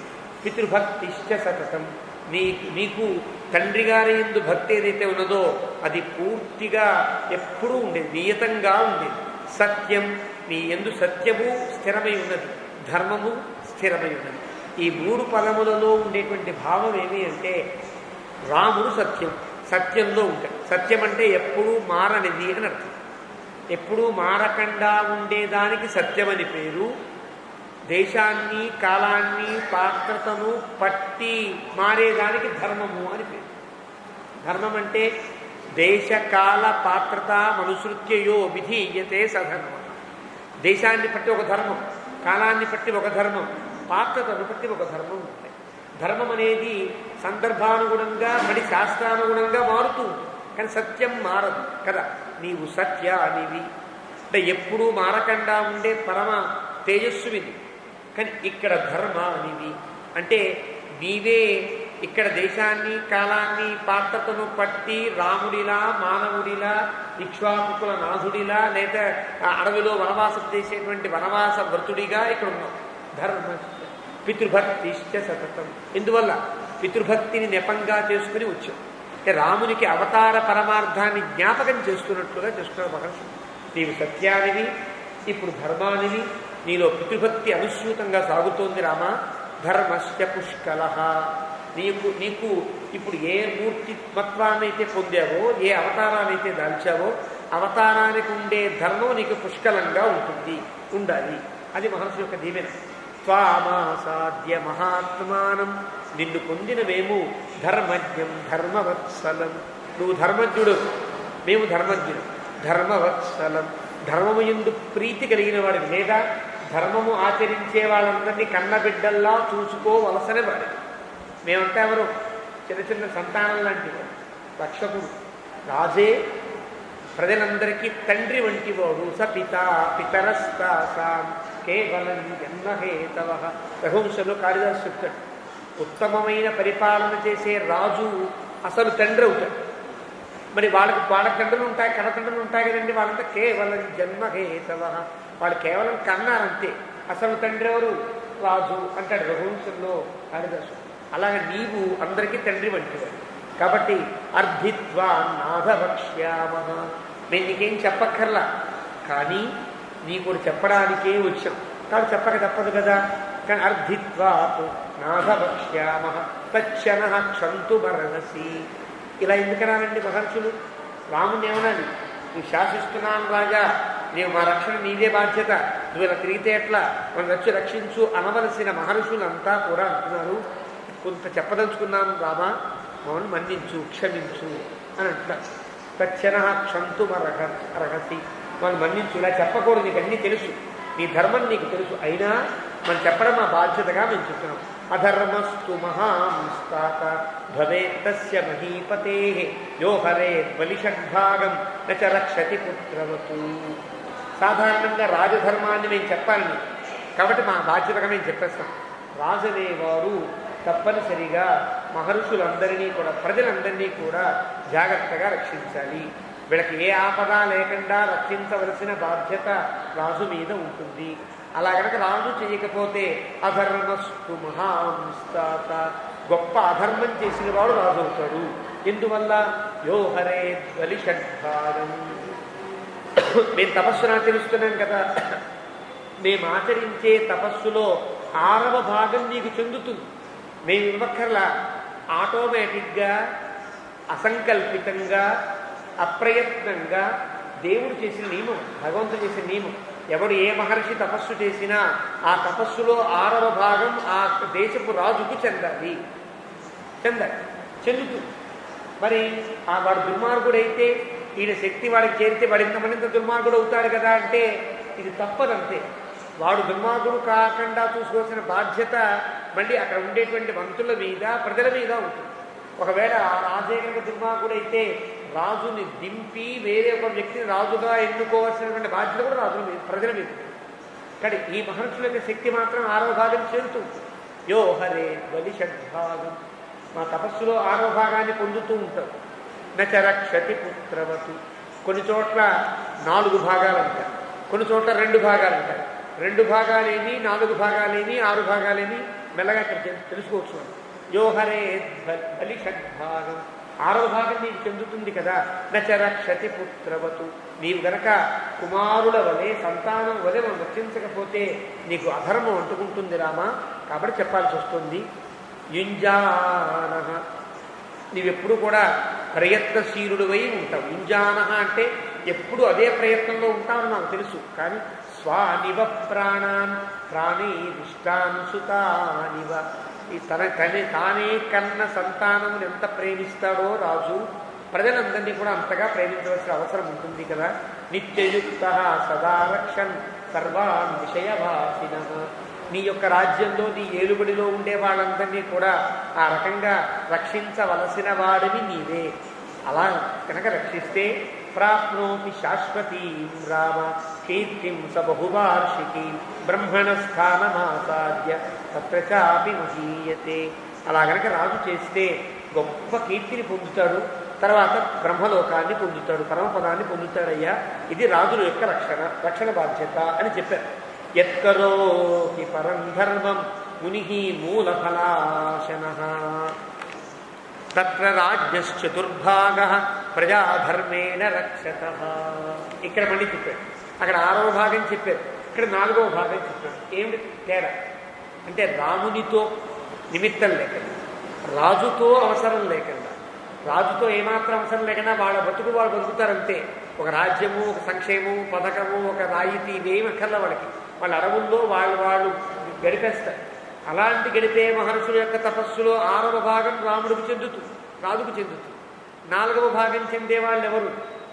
ఆ రాజు యొక్క ఏలుబడిలో ఉండి ఆ రాజు చేసినటువంటి ఆ పరిపాలనలో ఆ రక్షణలో ఉండి తపస్సు చేసే వాళ్ళ కన్నమూలాలు తింటూ ఉంటారు మహర్షులు. వాళ్ళ తపస్సులో 4వ భాగం రాముడికి చెందుతుంది.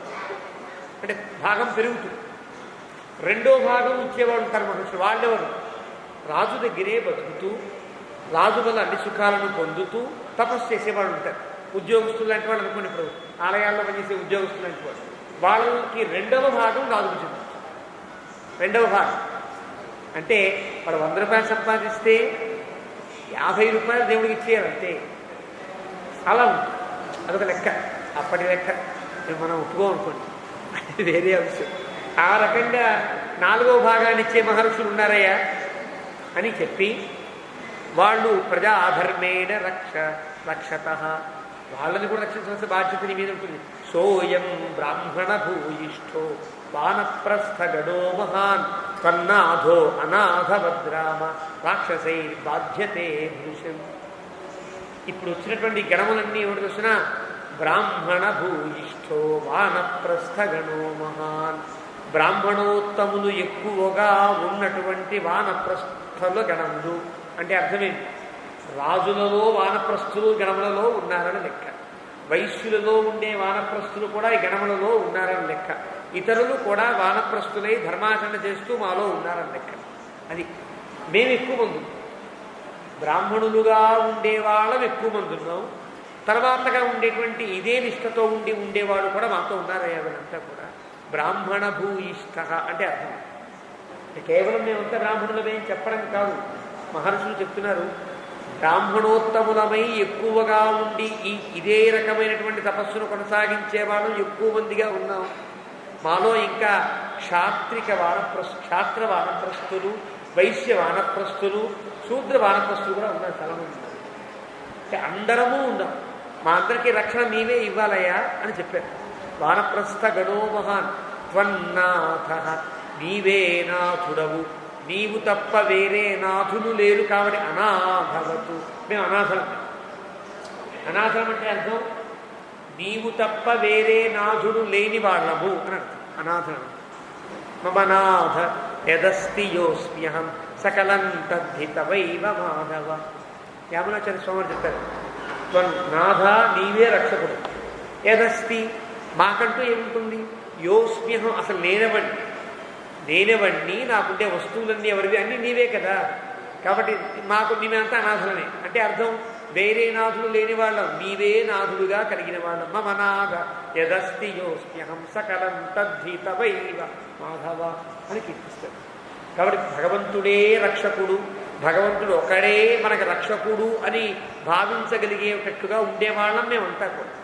కాబట్టి నిన్ను తప్ప వేరే వాడిని శరణు కోరమయ్యా రామ, వీళ్ళని అనన్య శరణులు అని అంటారు, అనన్యగతికులు అని అంటారు. భగవంతునే శరణ పొందేవాడు. ఆ రకంగా రాక్షసై బాధ్యతే భృశం. రాక్షసులు మనం బాధిస్తున్నారయ్యా, చాలా ఇబ్బంది పెడుతున్నారు. ఈ శ్లోకాన్ని కవిశ్లోకిలో, తత్వదీపికలో, ఇతర వ్యాఖ్యానాల్లో చాలా గొప్పగా చెప్తారు. ఏది? ఏహి పశ్య శరీరాణి మునీనాం భావితాత్మనాం హతానాం రాక్షసైర్ఘోరై బహూనాం బహుధావనే. రామునిలో రక్షణ దీక్ష పెరిగేటట్లుగా చెప్తున్నారు. ఏహి పశ్య శరీరాన్ని చూద్దుగా నేను తీసుకుపెడతాం, అడవిలో చూపిస్తాం. ఎంతమంది మహర్షుల శరీరాలు శవాలు పడున్నాయో చూపిస్తారు. వాళ్ళందరినీ కూడా రాక్షసులు బహుధా అని రకరకాలుగా చంపేశారయ్యా. కొంతమంది నరికి చంపారు, కొంతమందిని ఇష్టం వచ్చినట్టుగా చంపారు. అలా రకరకాలుగా పడి ఉన్న మహర్షుల శరీరాన్ని చూపిస్తాం. అంటే అర్థం ఏంటి?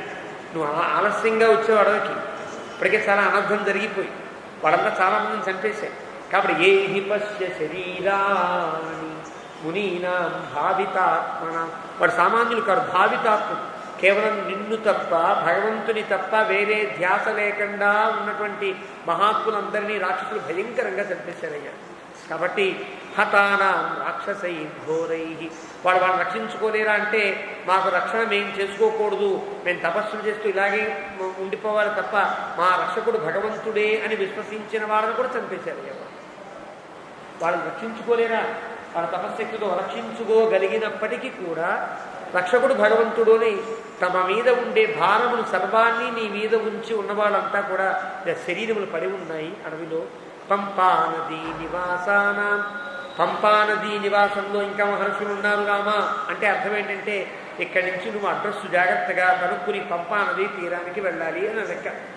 వీళ్ళ మాటల్లో ఉండే స్వారస్యము ఎటు వెళ్తావు, ఎటో వెళ్ళిపోవడానికి వీల్లేదు.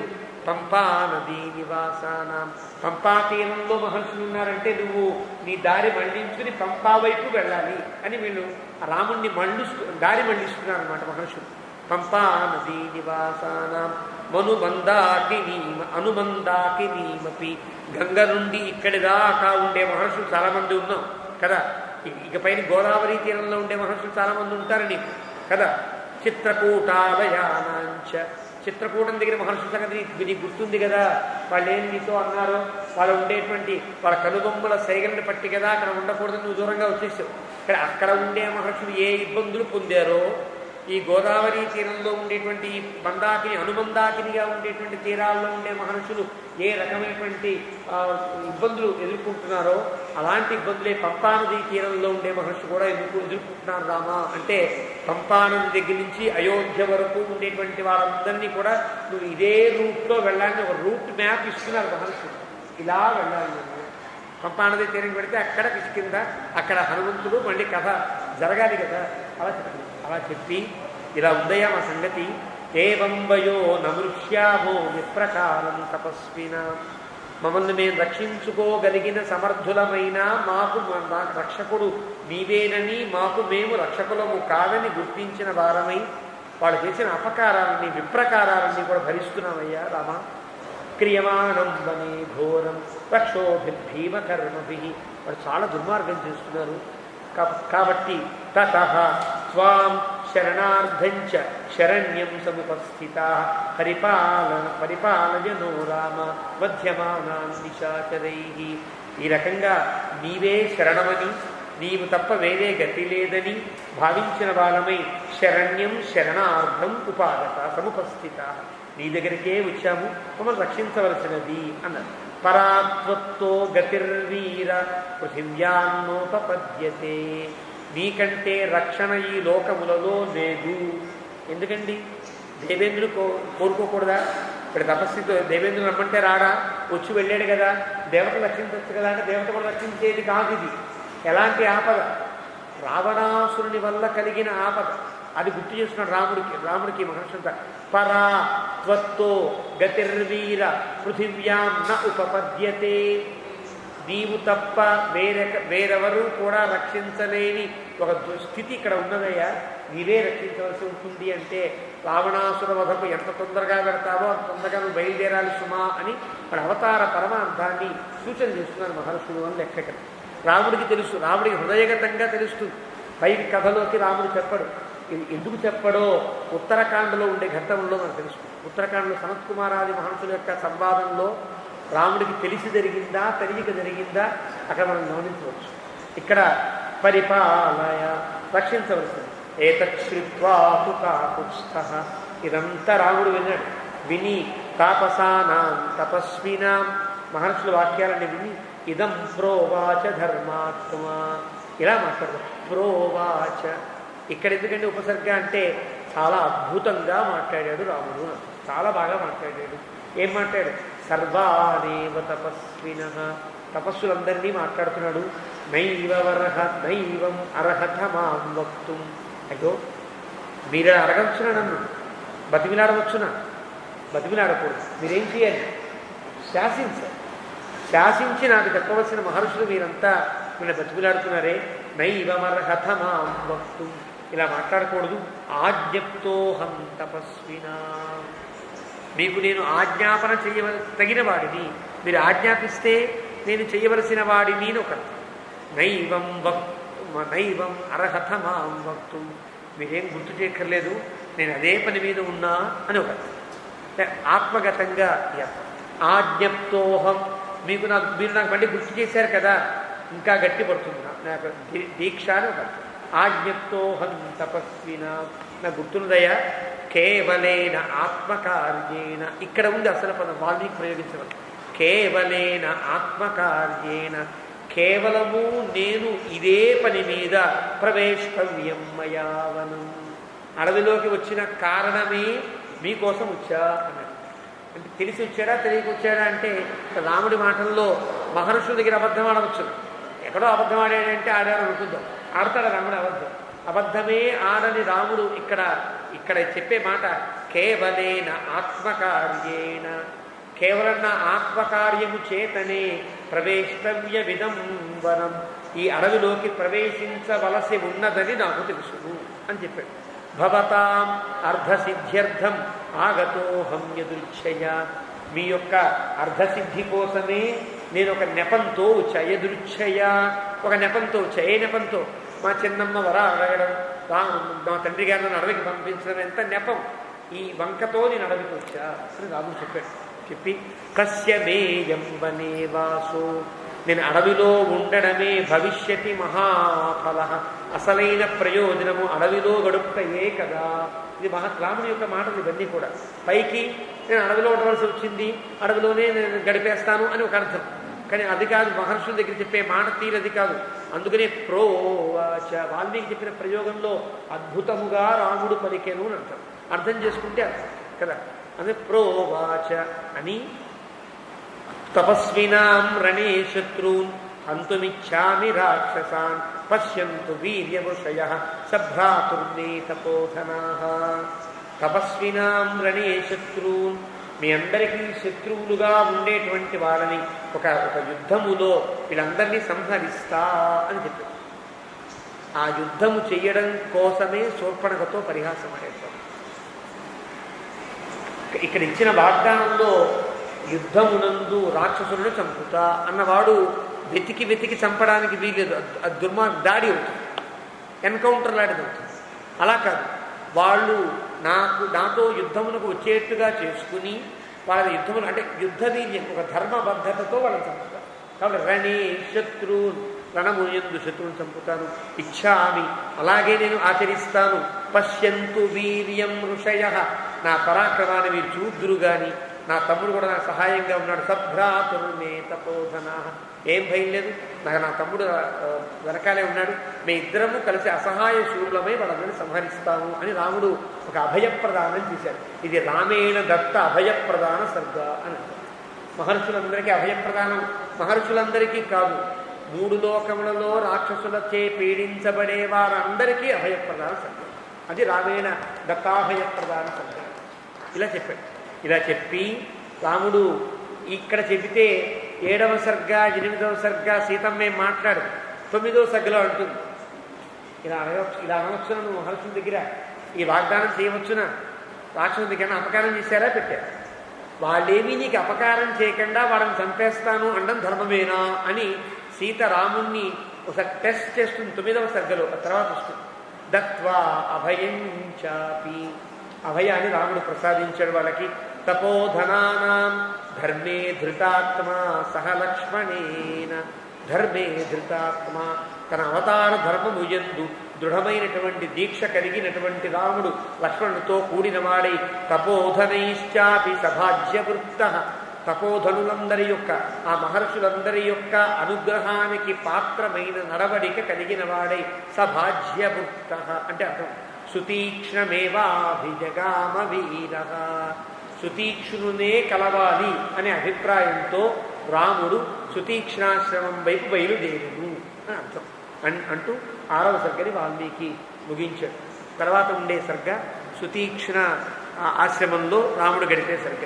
కాబట్టి సుతీక్ష్ణాశ్రమంలోనూ తర్వాత సర్గలో సీతమ్మ మాట్లాడకుండా తర్వాత పక్కకి పిలిచి ఏమిటయ్యా ఈ పని చేసావు, పిచ్చి పని కదా అని రాముడికి ధర్మోపదేశం చేస్తుంది.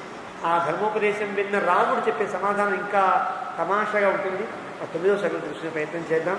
మనకి భాగ్యాన్ని కలిగించిన రామచంద్రమూర్తి యొక్క దివ్య సన్నిధిలో ప్రార్థన చేస్తూ ఏవమే తత్పురావృత్తం ఆఖ్యానం భద్రమస్తువః ప్రవ్యాహరత విశ్రబ్ధం బలం విష్ణోః ప్రవర్ధతాం బలం విష్ణోః ప్రవర్ధతాం లాభస్తేషాం జయస్తేషాం కుతస్తేషాం పరాభవః ఏషామిందీవరస్యామో హృదయస్థో జనార్దనः కాలే వర్షతు పర్జన్యः పృథివీ సస్యశాలినీ దేశోऽयं క్షోభరహితः బ్రాహ్మణాः సంతు నిర్భయాः కావేరీ వర్ధతాం కాలే కాలే వర్షతు వాసవः శ్రీరంగనాథో జయతు శ్రీరంగశ్రీశ్చ వర్ధతాం స్వస్తి ప్రజాభ్యः పరిపాలయంతాం న్యాయేన మార్గేణ మహీం మహిషాः గోబ్రాహ్మణేభ్యः శుభమస్తు నిత్యం లోకాः సమస్తాः సుఖినో భవంతు.